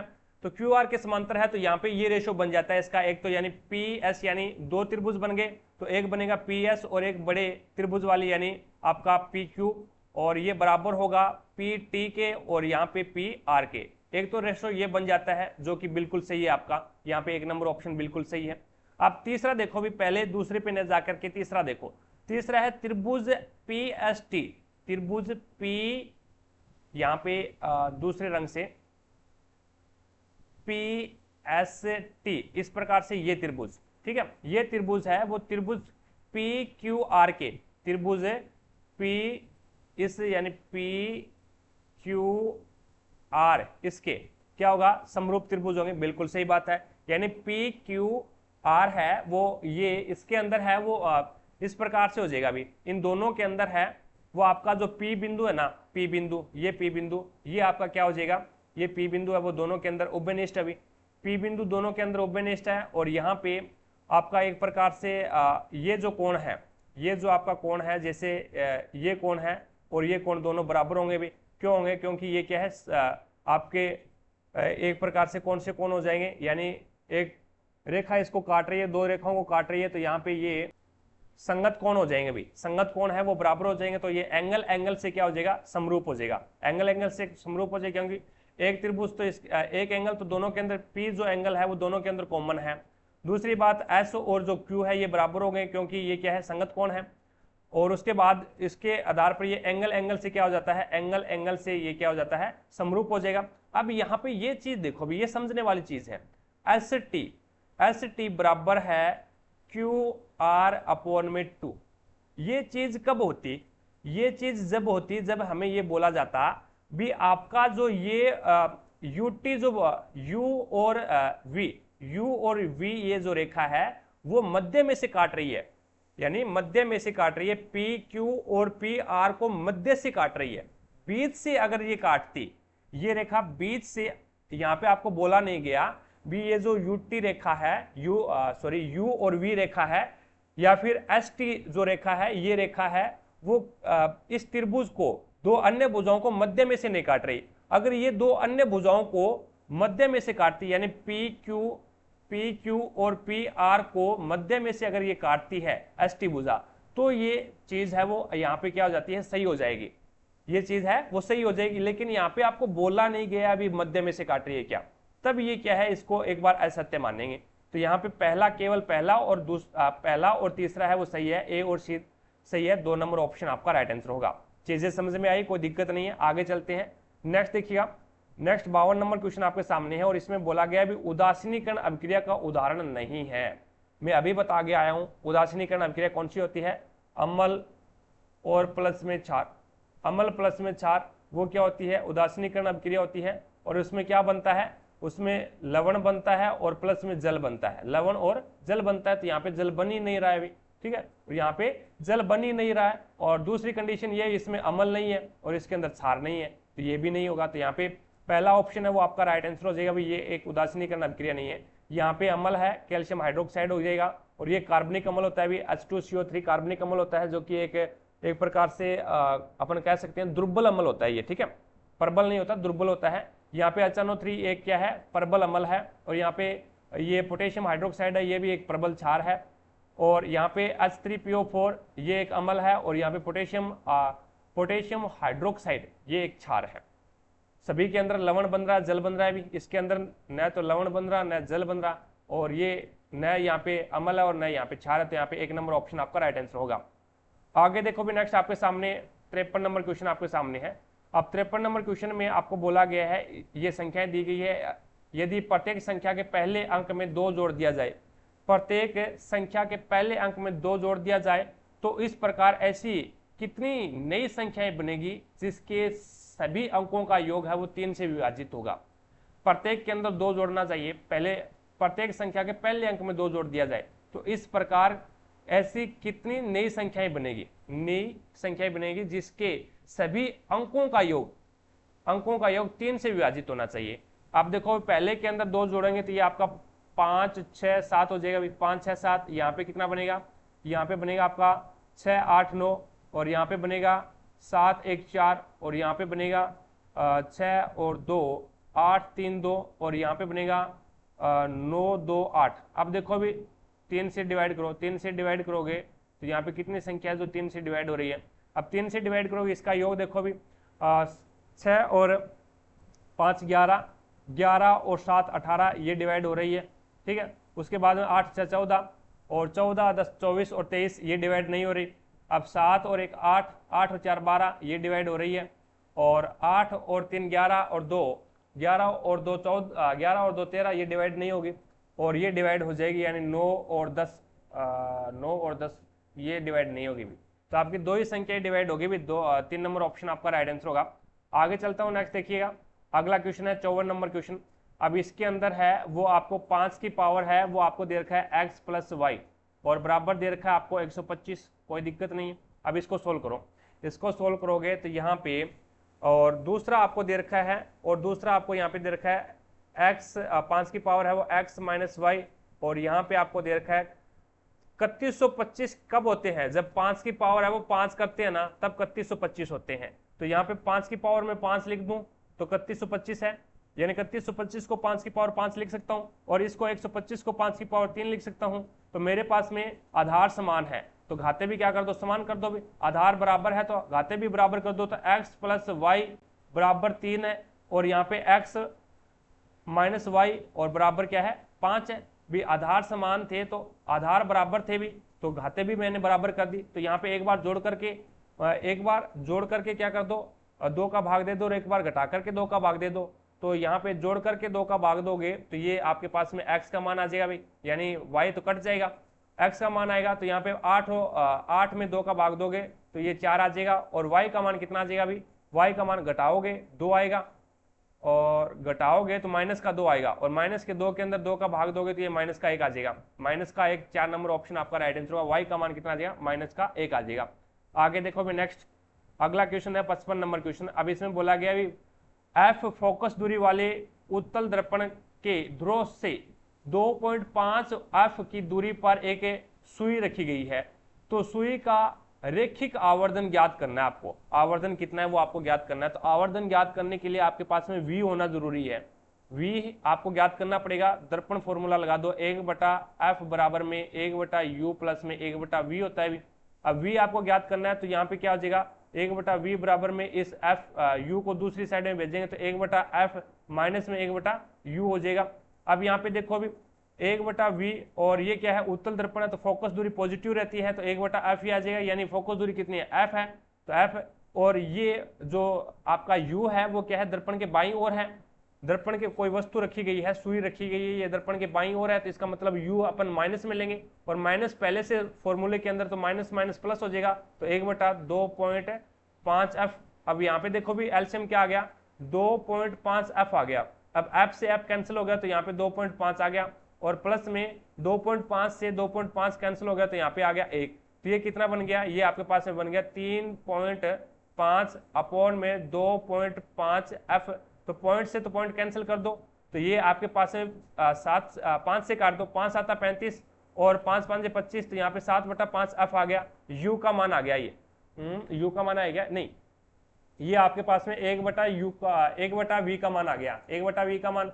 अब आपको ज्ञात करना है किसका, v का मान, तो आपके पास में ये आ जाएगा 5f अपॉन में क्या आ जाएगा, 7 आ जाएगा। अब यहाँ पे आवर्धन फॉर्मूला लगा दो, m मैग्निफिकेशन बराबर क्या होता है, v अपॉन में u, और दर्पण है तो यहाँ पे माइनस का आएगा, माइनस का v अपॉन में u आ जाएगा। अब देखो भी v का मान कितना है आपके पास में, v का मान है वो माइनस फॉर्मूले का है, और 5f और ये 7 है वो नीचे आ जाएगा। भी u का मान आपके पास में कितना है, 2.5f है, 2.5f है, और u अपन क्या लेंगे, माइनस में लेंगे, माइनस में लेंगे भी, माइनस का 2.5f। अब ये पॉइंट हटाओगे तो ऊपर क्या लग जाएगा, 0 लग जाएगा भी, f से f कैंसिल हो जाएगा, और 5 से कम 5 और 5 5 25, 5 से कम 5 और 5 2 10, तो यहाँ पे क्या नीचे 7 बचा ऊपर 2, तो 2/7। तो आपका राइट आंसर क्या होगा, 2 नंबर ऑप्शन आपका राइट आंसर हो जाएगा। आवर्धन है वो पॉजिटिव में आया, तो इसका मतलब क्या है, उत्तल दर्पण है वो हमेशा और हमेशा क्या है, आभासी प्रतिबिंब बनाता है। आवर्धन अगर पॉजिटिव में आता है तो इसका मतलब क्या होता है, प्रतिबिंब कैसा बनेगा, आपका आभासी बनता है, ठीक है। और उत्तल दर्पण की 2 ही कंडीशन होती है भी, और दोनों ही कंडीशनों में क्या है, उत्तल दर्पण है वो आपका आभासी और सीधा प्रतिबिंब बनाता है, दोनों ही कंडीशन में। आगे देखो भी नेक्स्ट 56 नंबर क्वेश्चन आपके सामने है। अब 56 नंबर क्वेश्चन में आपको बोला गया भी एक त्रिक में मध्य तत्व, डोबेराइनर का त्रिक नियम था। भी त्रिक नियम किसने दिया था, आवर्त सारणी में डोबेराइनर ने दिया था। अब डोबेराइनर ने क्या बोला था, डोबेराइनर ने बोला था पहला और तीसरा तत्वों के द्रव्यमान का औसत अगर आप निकालते हो, पहले और तीसरे तत्वों के द्रव्यमान का औसत आप निकालते हो, तो वो दूसरे तत्व है जो बीच में आता है उसके बराबर होता है। तो पहले और तीसरे तत्वों के औसत परमाणु द्रव्यमान है वो मध्य का बराबर होगा। तो यहाँ पे 4 नंबर ऑप्शन आपका राइट आंसर होगा। ये डोबेराइनर का त्रिक नियम बोला जाता है, ठीक है, ट्रिपलेट बोला जाता है। डोबेराइनर ने त्रिक नियम में कौन कौन से एलिमेंट के बारे में त्रिक नियम बताया था, ये आपको पता है क्या, ये बताना भी। अब इसके अंदर है वो आपका हो जाएगा लिथियम सोडियम पोटेशियम, यानी लिथियम और सोडियम और पोटेशियम और उसके बाद में कैल्शियम, स्ट्रांसियम और बेरियम और क्लोरीन, ब्रोमीन और आपका हो जाएगा आयोडीन। तो ये थे भी ट्रिपलेट के अंदर, ठीक है, ये ट्रिपलेट के अंदर थे lithium sodium potassium, calcium, strontium और बेरियम और क्लोरीन, ब्रोमीन और आयोडीन, ठीक है। आगे चलते हैं नेक्स्ट, देखिए 57 नंबर क्वेश्चन आपके सामने है। 57 नंबर क्वेश्चन में आपको दिया गया है भी हेलियोस्वारम अनुसंधान मिशन की शुरुआत से नासा निम्नलिखित में से कौन सा लक्ष्य प्राप्त करना चाहता है। हेलियोस्वारम अनुसंधान मिशन की शुरुआत से नासा है वो निम्नलिखित में से कौन सा लक्ष्य प्राप्त करना चाहता है। तो सूर्य की गतिकी के बारे में अधिक जानकारी जुटाना चाहता है नासा। और नासा कहाँ की एजेंसी है? अंतरिक्ष एजेंसी है नासा, और ये अमेरिका की भी, अमेरिका की है। ठीक है, आगे चलते हैं। नेक्स्ट देखिए, नेक्स्ट 58 नंबर क्वेश्चन आपके सामने है। अब 58 नंबर क्वेश्चन में आपको यहाँ पे देखो भी क्या पूछा गया है, कितने वर्ष में निर्यात आयात से कम 10% अधिक है? कितने वर्ष के अंदर है वो? इंपोर्ट का मतलब क्या होता है? इंपोर्ट का मतलब होता है आयात, और एक्सपोर्ट का मतलब क्या होता है? एक्सपोर्ट का मतलब होता है निर्यात। ठीक है, तो यहाँ पे कितने वर्षों में, ये वर्ष दे रखे हैं भी, 1 वर्ष, 2 वर्ष, 3 वर्ष, कितने वर्षों में निर्यात है वो आयात से कम 10% अधिक है? आयात से 10% अधिक है। आयात का मतलब इंपोर्ट से क्या होना चाहिए? 10% अधिक होना चाहिए इंपोर्ट से। आयात से यानी निर्यात है वो आयात से कम 10% अधिक होना चाहिए। तो यहाँ पे देख लो भी, प्रत्येक का निकालना पड़ेगा। 139 है, ये 119 है, और 120 है, 105 है, या फिर आप इस प्रकार से न करके सभी का नया निकाल करके आप ऑप्शन के हिसाब से कर लो। जैसे ऑप्शन में आपको 3 नंबर दे रखा, यहाँ पे 3 दे रखा है, तो 3 का देख लो भी, यानी ये कितना ज़्यादा है? 41 ज़्यादा है, और कम से कम 10% अधिक होना चाहिए। तो यहाँ पे इंपोर्ट यानी जो आपका आयात से निर्यात है वो आयात से कम 10% अधिक होना चाहिए। तो आयात 41 है, और यहाँ पे 100 इंटू 100, तो ये 100 से तो 100 कैंसिल हो जाएगा अभी। तो यहाँ पे आपके पास में कितना बचेगा?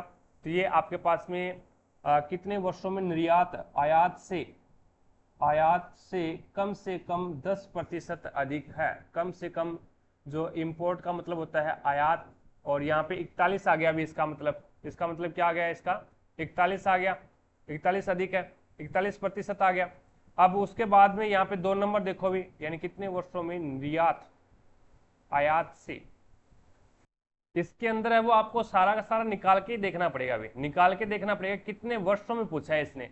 तो यहाँ पे एक तो इसका 41% ये ज्यादा है, और यहाँ पे देखो भी इसका अगर पहले वाले वर्ष का देखेंगे अपन, तो ये तो कम ही है अभी, ये तो हो ही नहीं सकता, यानी आयात से ज्यादा ये तो हो ही नहीं सकता। और यहाँ पे ये देखो, ये भी आयात से ज्यादा नहीं है, और यहाँ पे बाकी के अंदर तो है, इन दो के अंदर तो देखने की जरूरत नहीं है भी। अब इसके अंदर देखो भी, इसके अंदर देखोगे आप, तो यहाँ पे कितना ज्यादा है? ये भी ज्यादा नहीं है भी, यानी ये तो आयात से ही कम है, तो ये भी कैंसिल हो गया। अब बाकी आपके पास में बच गया एक, ये बच गया अभी 107, और उसके बाद में 120, तो कितना ज्यादा है ये? 107 से 120 है, तो ये 13 ज्यादा है भी। कितना ज्यादा है? 13 ज्यादा है। और यहाँ पे किससे ज्यादा है? तो 107 से 13 ज्यादा है, तो इंटू आप कर दो 100, तो उसके बाद में 1300 के अंदर है वो 107 का भाग दे दो, 1300 के अंदर आप भाग दे दो 107 का, तो ये आ जाएगा 12.14 आ रहा है अभी, 12.14 आ रहा है, तो ये भी 10 से ज्यादा है, तो एक ये हो गया। और उसके बाद में ये देखो भी, यहाँ पे 158, 148, और 148 से कितना हो रहा है? 159 हो रहा है। तो कितना ज्यादा हो रहा है? ये 11 ज्यादा हो रहा है। ठीक है भी, यानी 11 ज्यादा है किससे? 148 से इंटू 100, तो 1100 के अंदर है, 1100 के अंदर आप किसका भाग दोगे? भाग दे दो 148 का, 148 का भाग दोगे तो ये आ जाएगा 7.43 आ गया। तो ये पूछा भी कितने वर्षों में। तो यहाँ पे देखो भी, 1 वर्ष तो ये था आपका, और 1 वर्ष है वो ये था, इसके अंदर है वो 10% से अधिक है, तो यहाँ पे आपका आ जाएगा 2 वर्षों से। ठीक है, 2 वर्षों से अधिक हो जाएगा। 2 वर्षों के अंदर है वो क्या है? जो आपका आयात है, जो आपका निर्यात है वो आयात से क्या है? 10% अधिक है 2 वर्षों के अंदर। एक तो आपका हो जाएगा ये 3 के अंदर, और एक आपका हो जाएगा 7 के अंदर। ठीक है, आगे चलो भी, नेक्स्ट आपके सामने है अगला क्वेश्चन। अगला क्वेश्चन आपके सामने 59 नंबर है। इसमें बोला गया है भी एक संख्या के पहले 30 वर्ष की वृद्धि की जाती है। एक संख्या में पहले 30% की वृद्धि की जाती है, और फिर 40% की कमी कर दी जाती है। देखो भी, 30% को फ्रैक्शन में चेंज करो तो 3/10, और 40 को फ्रैक्शन में चेंज करोगे तो 4/10 आ जाएगा। अब यहाँ पे 10 है, 3 की वृद्धि कर रही है, 13 हो जाएगा, और फिर 10 है और 4 की कमी कर रहा है, तो ये 6 हो जाएगा। अब देखो भी, ये तो 100 हो गया, और ये कितने हो जाएगा भाई? 13 6 78। अब देखो भी कितने प्रतिशत की कमी हो गई, यानी पहले 100 था और अब 78 हो गया, तो कितने की कमी होगी? 22 की कमी होगी भी, यानी 100 में से 78 निकालोगे तो 22 की कमी होगी, और किस पे? 100 पे, और प्रतिशत निकालोगे 100, तो 100 से 100 कैंसिल हो गया, तो 22% की क्या आ रही है? कमी आ रही है। 3 नंबर ऑप्शन आपका राइट आंसर होगा। 60 नंबर क्वेश्चन करंट अफेयर का है। 61 नंबर क्वेश्चन देखिएगा, ये वैसा ही है, अंदर अंदर वाले का गुणा और बार बार वाले का गुणा। तो अंदर वाले का गुणा करो तो y² हो जाएगा, और बार वाले का गुणा करो तो 16 × 25 हो जाएगा। अब यहाँ से स्क्वायर हटाएंगे तो यहाँ पे रूट लग जाएगा, तो 16 4 के रूप में 12 आ जाएगा और 25 5 के रूप में 12 आ जाएगा, तो 20 आ जाएगा अभी। तो यहाँ पे y का मान कितना आ जाएगा 20, 2 नंबर ऑप्शन आपका राइट आंसर होगा। आगे देखो भी नेक्स्ट आपके सामने है दिक् परिवर्तक का उपयोग की कुंडली में धारा की दिशा बदलने के लिए की जाती है। तो वो डीसी मोटर और डीसी जनरेटर के अंदर, डीसी मोटर और डीसी जनरेटर दोनों के अंदर है वो दिक् परिवर्तक का यूज है, वो कुंडली में धारा की दिशा बदलने के लिए की जाती है। क्यों? क्योंकि धारा की दिशा कुंडली के अंदर बदलती रहेगी, तब क्या है वो आपकी मोटर है और जनरेटर है वो क्या है रेगुलर कंटिन्यू आपके चलते रहेंगे। अगर दिक् परिवर्तक नहीं होगा तो डीसी मोटर नहीं चलेगी, क्योंकि धारा की दिशा चेंज नहीं होगी। धारा की दिशा चेंज नहीं होगी तो आपका जो आर्मेचर है अंदर वाला जो क्रोड है वो घूर्णन नहीं करेगा। ठीक है, तो यहाँ पे दिक् परिवर्तक इसीलिए आवश्यक है क्योंकि ये धारा की दिशा है वो चेंज करता रहता है भी। ठीक है, नॉर्थ को साउथ में लेके जाएगा, साउथ को नॉर्थ में चेंज कर देगा, फिर नॉर्थ को साउथ में चेंज कर देगा। इस प्रकार से ये क्या धारा की दिशा है वो चेंज करता रहेगा, जिसके कारण है वो आपकी गति है वो रेगुलर बनी रहेगी। आगे चलो भी नेक्स्ट आपके सामने है 63 नंबर क्वेश्चन। इसमें बोला भी एक अंक वाली वह छोटी से छोटी संख्या ज्ञात कीजिए जिसे 6 अंकों की संख्या ये दे रखी है में जोड़ने पर प्राप्त संख्या 11 में पूर्णतः विभाजित हो जाए। अब मैंने 11 वाला विभाजकता का नियम बहुत बार बताया है, क्वेश्चन बहुत बार आए हैं इसके। अब ये संख्या ले लो 23, 44 और 92। अब 11 का विभाजकता का नियम क्या बोलता है, एक को छोड़ दो और आगे वाले को जोड़ दो, फिर एक को छोड़ो और आगे वाले को जोड़ दो और इसका योग करो कितना आ रहा है। ठीक है, और दूसरी कंडीशन क्या बोलती है, दूसरी कंडीशन बोलती है जो रह गई, यानी ये रह गया और ये रह गया और ये रह गया, इसका जोड़ करो। अब इसका जोड़ करो 2 और 4 6 और 9 और 6 15, इसका योग तो 15 आ रहा है और इसका योग कितना आएगा 4 3 7 और 2 9। अब इसका योग है वो 9 आ रहा है। अब यहाँ पे 11 का विभाजकता का नियम ये बोलता है भी जो आपका योग आया है उसका अंतर या तो 0 होना चाहिए या फिर 11 का गुणज होना चाहिए, या तो 0 होना चाहिए उसका योग या फिर 11 का गुणज होना चाहिए।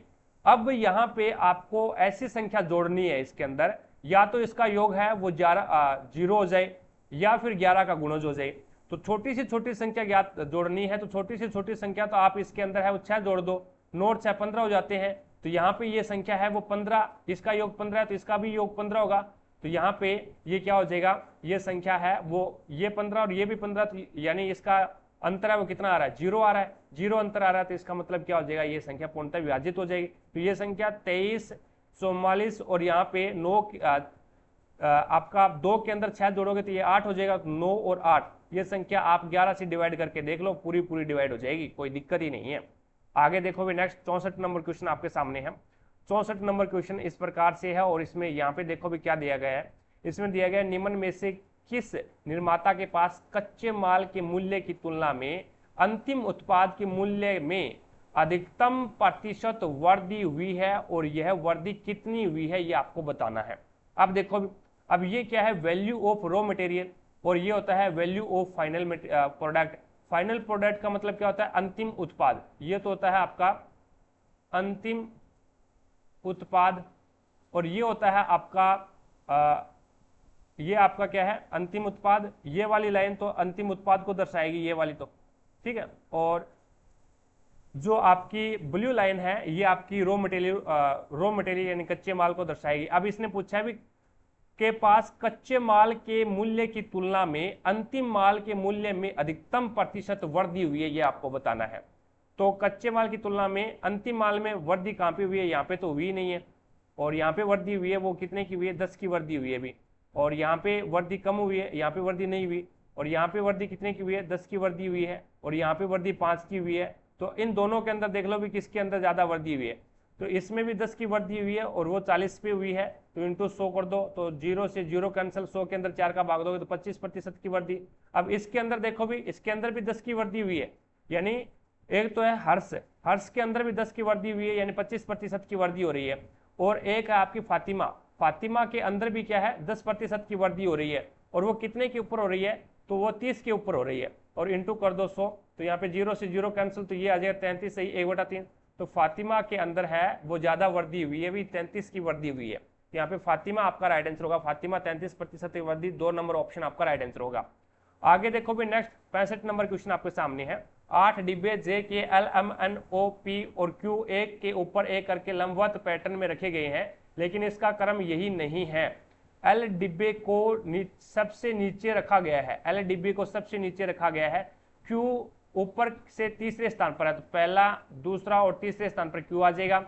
एन जे के ठीक नीचे है, एन है ना वो जे के ठीक नीचे है। इस प्रकार से Q और M के बीच में केवल 2 डिब्बे रखे गए हैं, Q और M के बीच में, Q और M के बीच में केवल 2 डिब्बे रखे गए, तो 1 और 2 यहाँ पे M आएगा। फिर भी M ऊपर तो आ ही नहीं सकता, क्यों नहीं आ सकता, क्योंकि M ऊपर आएगा तो यहाँ पे Q और M के बीच में तो 1 डिब्बा होगा। इसने बोला है Q और M के बीच में 2 डिब्बे, तो M यहाँ पे आएगा।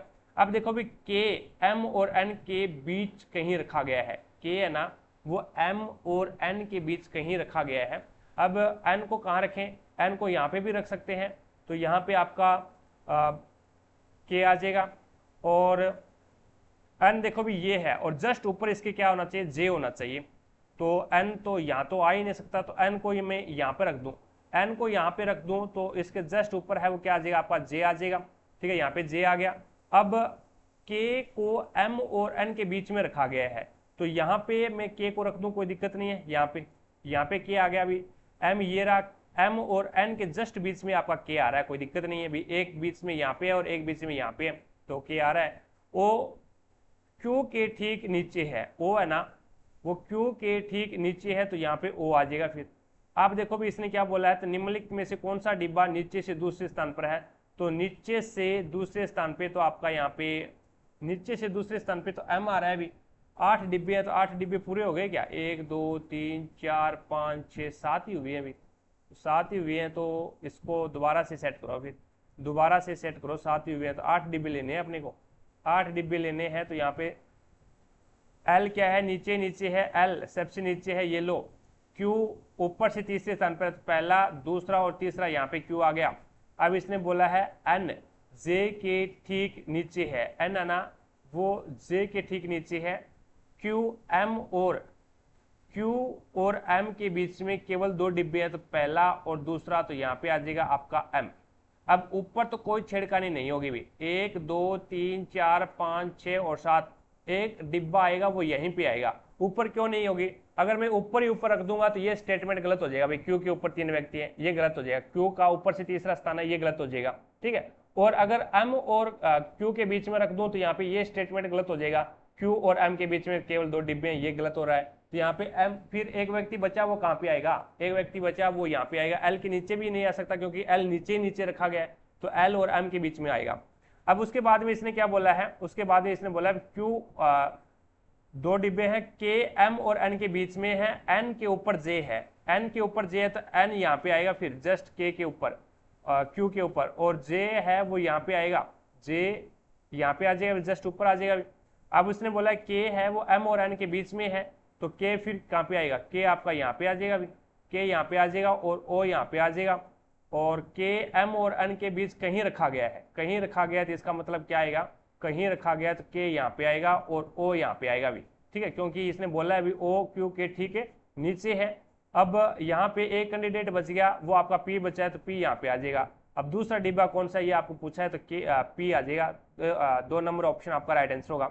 नेक्स्ट 66 नंबर क्वेश्चन देखो भी आपके सामने है, ये बढ़िया वाला क्वेश्चन है अभी, और इसको बढ़िया तरीके से समझना। इसमें बोला गया मान लीजिए एक मानव बाल की मोटाई है वो 30 माइक्रोमीटर है, 30 माइक्रोमीटर है। अब 1 माइक्रोमीटर बराबर होता है 10 की पावर -4। ठीक है, तो यहाँ पे यदि रेशमी इसे देखने के लिए 25 सेंटीमीटर फोकस दूरी वाले एक अवतल दर्पण का उपयोग करती है, जिससे निर्मित बाल के प्रतिबिंब की मोटाई है वो 60 सेंटीमीटर है, तो बाल को दर्पण के सामने कितनी दूरी पर रखा गया है, ये आपको बताना है।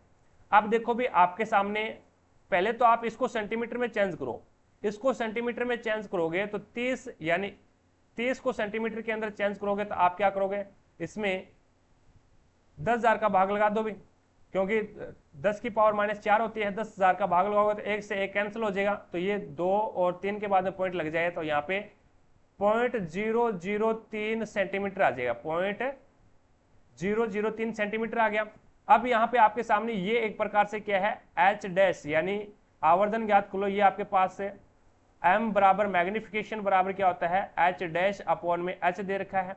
ये आपको सामने है वो एक प्रकार से जो प्रतिबिंब है, जो आपके पास में ऑब्जेक्ट है, ऑब्जेक्ट की एक प्रकार से मोटाई दे रखी है, और यहाँ पे ये प्रतिबिंब इमेज की मोटाई दे रखी है। तो एच डैश क्या होती है, एच डैश होती है इमेज की मोटाई, तो इमेज की मोटाई रख दो। और यहाँ पे एच क्या होता है, जो बिंब होता है, वस्तु होता है, ऑब्जेक्ट होता है, उसकी ऑब्जेक्ट की मोटाई आ जाएगी। तो यहाँ पे ऑब्जेक्ट की मोटाई कितनी है, 0.003। अब यहाँ पे ये ज्ञात करोगे तो आवर्धन आपके पास में 20,000 आ जाएगा।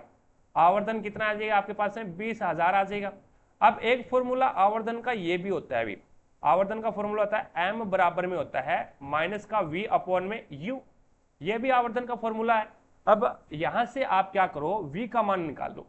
आवर्धन आपके पास में कितना है, आवर्धन आपके पास में यहाँ पे रख रहा हूं मैं, आवर्धन 2000 है, सॉरी 20,000 है। 20,000 बराबर में माइनस v अपॉन में u।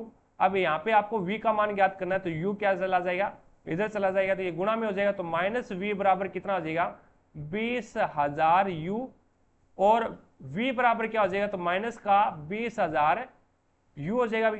ठीक है, अब v का मान है वो माइनस का 20,000 u आ गया। अब देखो भी आप दर्पण फॉर्मूला लगा दो, 1/f बराबर में 1/u प्लस में 1/v।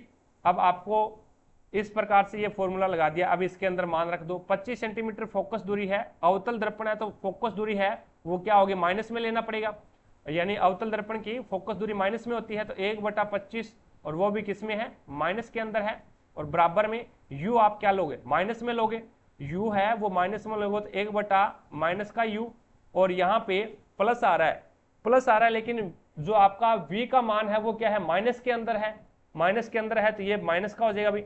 ठीक है, और ये आ जाएगा 1/माइनस का 20,000 आ जाएगा भी, 20,000 u आ जाएगा। अब इसका एलसीएम ले लो इन दोनों का, इन दोनों का आप एलसीएम लोगे तो यहाँ पे 20,000 u आ जाएगा भी, 20,000 u।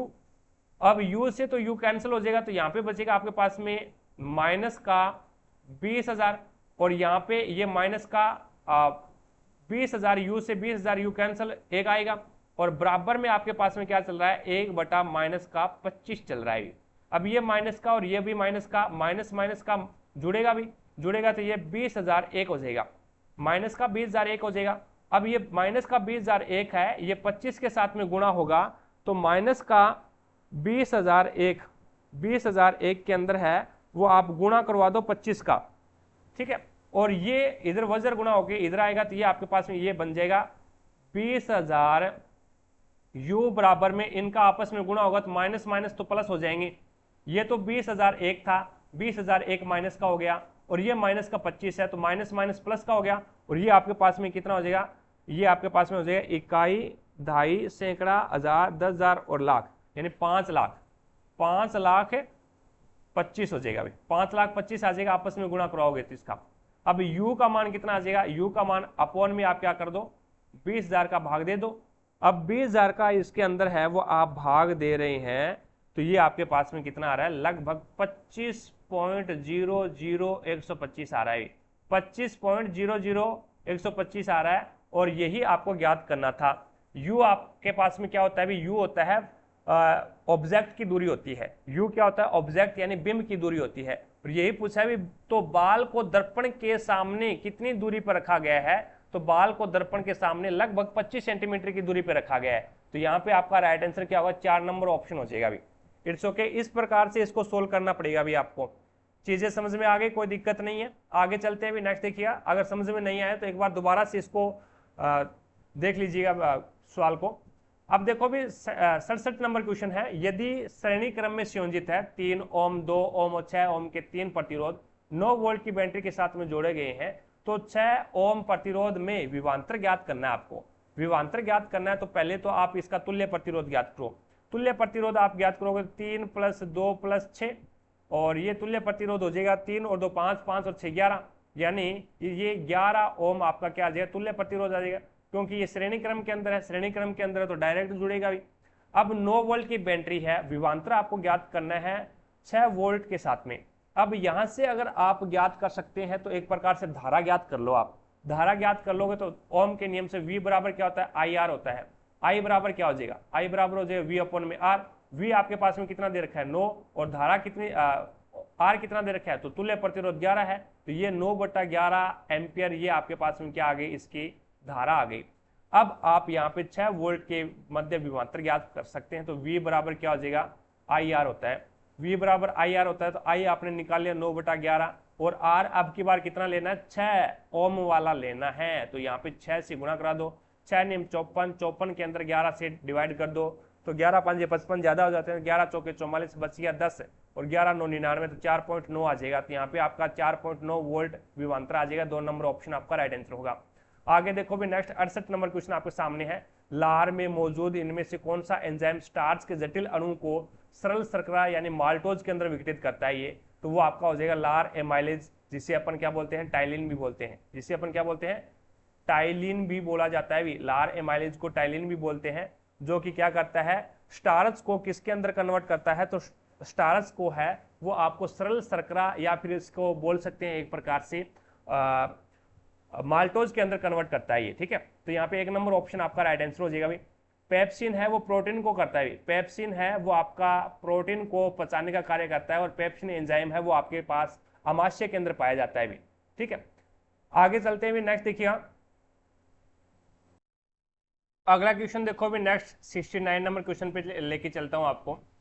69 नंबर क्वेश्चन है आपके सामने इस प्रकार से कंडीशन दे रखी है। पहली कंडीशन है यदि पहला तत्व एक प्रतीक है, नहीं है भी। दूसरा देखो, दूसरी कंडीशन यदि पहला तत्व एक विषम संख्या है और अंतिम तत्व एक सम संख्या है, बिल्कुल सही है। तो इन सभी को क्या है, पहले और अंतिम को कॉपीराइट के रूप में डिनोट करेंगे भी, ठीक है। अब तीसरी कंडीशन देखो भी, दूसरी कंडीशन तो फॉलो हो रही है। तीसरी कंडीशन है यदि दूसरा और तीसरा दोनों पूर्ण वर्ग है, नहीं है। तो यहाँ पे पहले को और अंतिम को क्या है, कॉपीराइट से डिनोट कर रहा है। अब इसके अंदर देख लो भी, यहाँ पे देखो, अब इसके अंदर है वो एक ही ऑप्शन ऐसा है, ये 2 नंबर ऑप्शन, इसके अंदर पहले और अंतिम को क्या है, कॉपीराइट से डिनोट कर रहा है। पहले के अंदर लास्ट वाले को कॉपीराइट से डिनोट नहीं करा, तो यहाँ पे ये कैंसिल हो गया। इसको लास्ट वाले को कॉपीराइट के रूप में डिनोट नहीं करा, तो ये भी कैंसिल हो गया। 4 नंबर में पहले वाले को क्या है, कॉपीराइट के रूप में कोड नहीं करा, तो ये भी कैंसिल हो गया। तो यहाँ पे बच गया एक ही ऑप्शन। तो इस प्रकार से ये भी आप सोल्व कर सकते हैं आसानी से, इजी तरीके से। 70 नंबर क्वेश्चन देखो भी, वह छोटी से छोटी प्राकृत संख्या ज्ञात कीजिए जिसके प्रथम 5 2 अंकीय धनात्मक सम संख्याओं से विभाजित करने पर कोई शेषफल नहीं बचेगा। वह छोटी से छोटी प्राकृतिक संख्या ज्ञात कीजिए जिसे प्रथम 5 2 अंकीय धनात्मक संख्याएं, और वो भी कैसी होनी चाहिए, सम होनी चाहिए, 2 अंकी। तो पहली तो ये हो जाएगी 10, और 2 अंकीय धनात्मक 5 संख्याएं होनी चाहिए, और दूसरी यहाँ पे हो जाएगी आपका 12 सम संख्या होनी चाहिए और 2 अंकों की होनी चाहिए। और उसके बाद में 14 ये भी सम संख्या है, और उसके बाद में आपका ये हो जाएगा 16 और उसके बाद में ये हो जाएगा 18, ये 5 संख्याएं हो गई भी। अब इन सभी को ऐड कर लो, और यानी जिसे प्रथम 5 2 अंक के धनात्मक सम संख्याओं से विभाजित, अच्छा 10 से 12 से 14 से 16 से और 18 से, इन सभी से विभाजित होनी चाहिए। अब देखो यहां से मैं एक संख्या निकाल रहा हूं, उन 18 को 9 इंटू 2 लिखूंगा भी, 9 इंटू 2। अब मेरे पास में 9 आ गया, 9 आ गया, तो 9 का विभाजकता का नियम आप लगा दो। यहाँ पे 9 का विभाजकता का नियम अगर आप लगा रहे हो, तो 9 का यहाँ पे देखो ऊपर वाली संख्या का ये योग है वो 9 होना चाहिए। 5 और 1 6, 6 और 2 8, तो ये भी संख्या डिवाइड नहीं होगी। अब यहाँ पे देखो भी योग लगाओगे तो 5 और 4 9, ये तो 9 हो गया, लेकिन यहाँ पे 3 बच रहा है, तो ये भी संख्या डिवाइड नहीं होगी। अब यहाँ पे देखो भी 6 और 5 11, और 11 और 5 16 होते हैं, तो ये भी क्या है, 5 से डिवाइड नहीं होगी, 9 से डिवाइड नहीं होगी। बच गई संख्या एक ही बची है, एक संख्या बची है 50 40, और 50 40 क्या है, 9 से डिवाइड हो रही है, तो इसका मतलब क्या है, एक ही संख्या बची है भी, तो 3 नंबर ही आपका ऑप्शन हो जाएगा भी, बाकी तो देखने की जरूरत ही नहीं है। तो यहाँ पे मैंने क्या है, 9 का डिवाइड रूल यहाँ पे अप्लाई कर दिया मैंने, तो आपका राइट आंसर होगा 3 नंबर ऑप्शन। आगे देखो भी नेक्स्ट 71 नंबर क्वेश्चन आपके सामने है।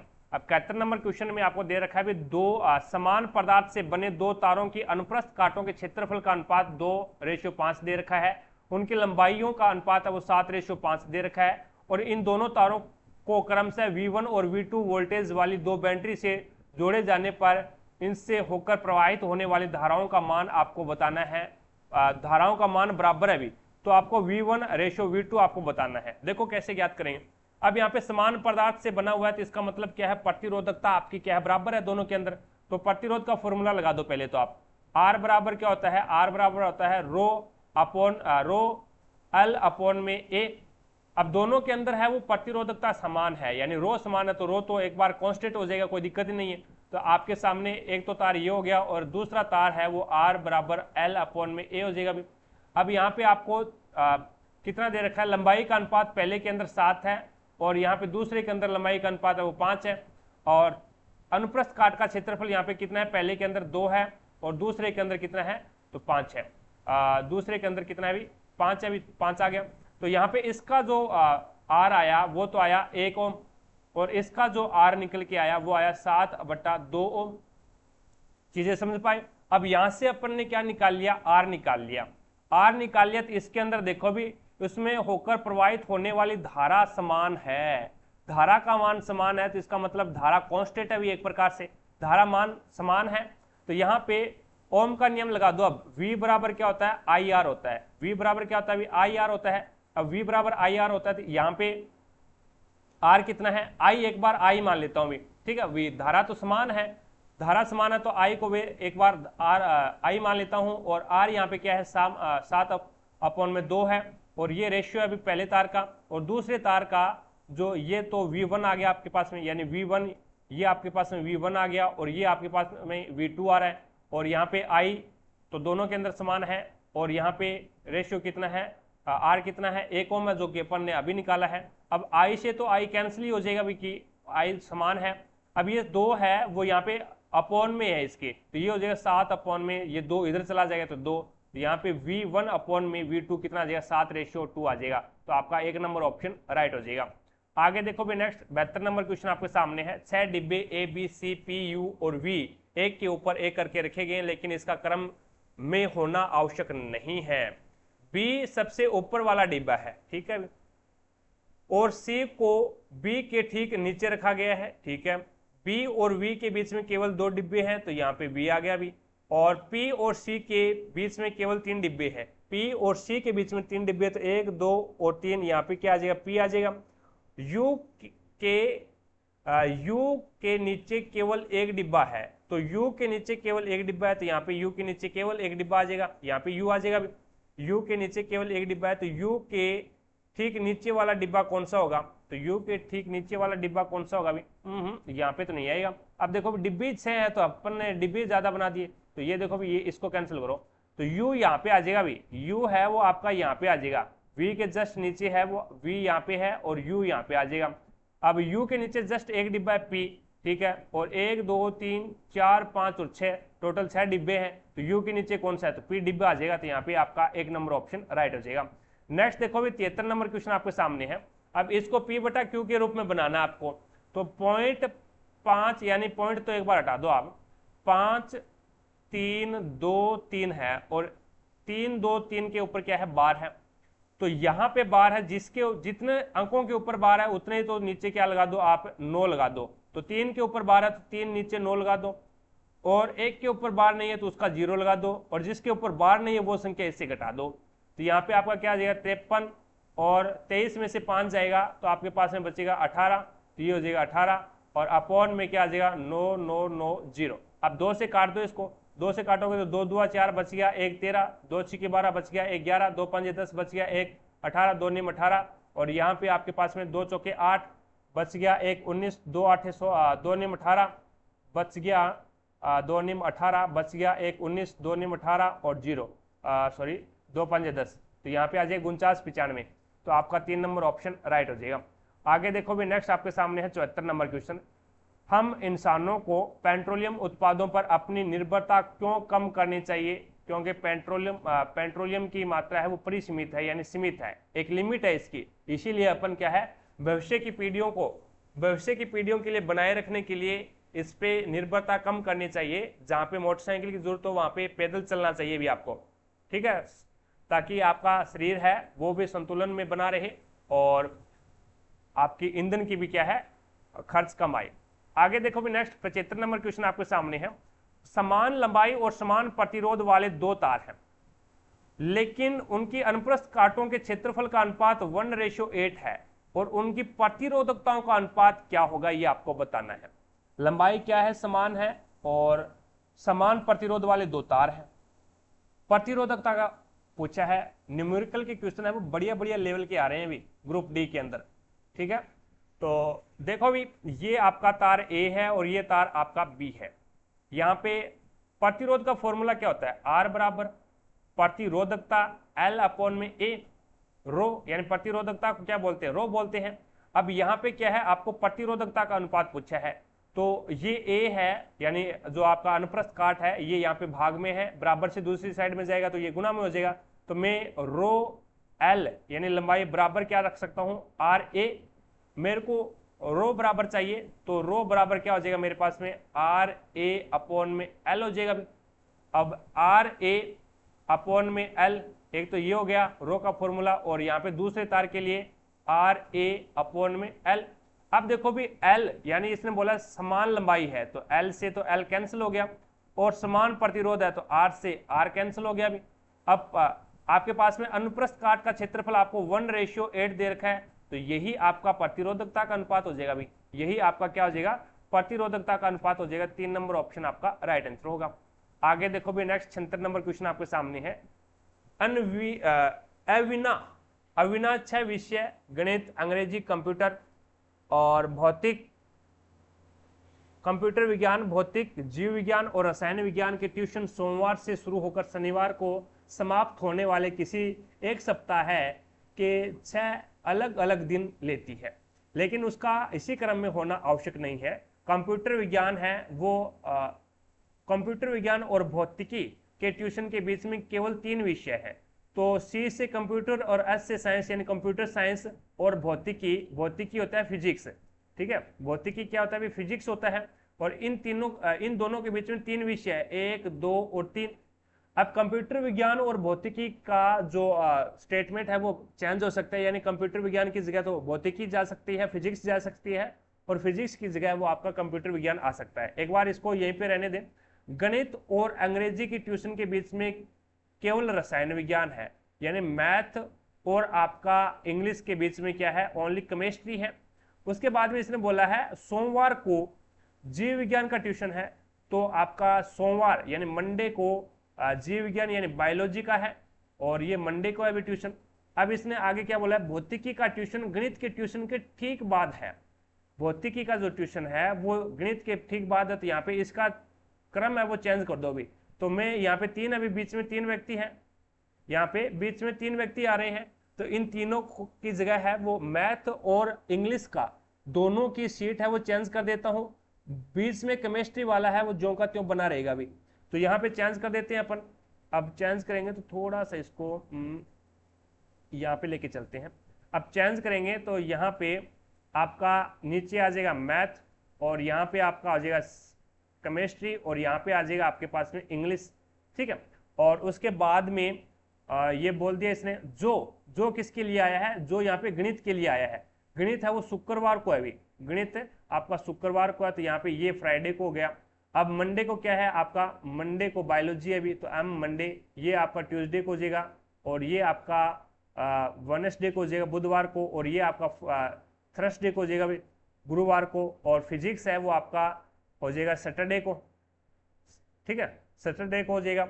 और उसके बाद में इसने बोला क्या, तो बुधवार को किस विषय का ट्यूशन है, तो बुधवार को आपका इंग्लिश का ट्यूशन है, बुधवार को इंग्लिश का ट्यूशन है। 4 नंबर ऑप्शन आपका राइट आंसर होगा। आगे देखो भी नेक्स्ट आपके सामने है 77 नंबर क्वेश्चन। अब इसमें स्टेटमेंट के आधार पर आपको बताना है कौन सा सत्य है, तो यहाँ पे 3 नंबर ही उठा लेते हैं पहले।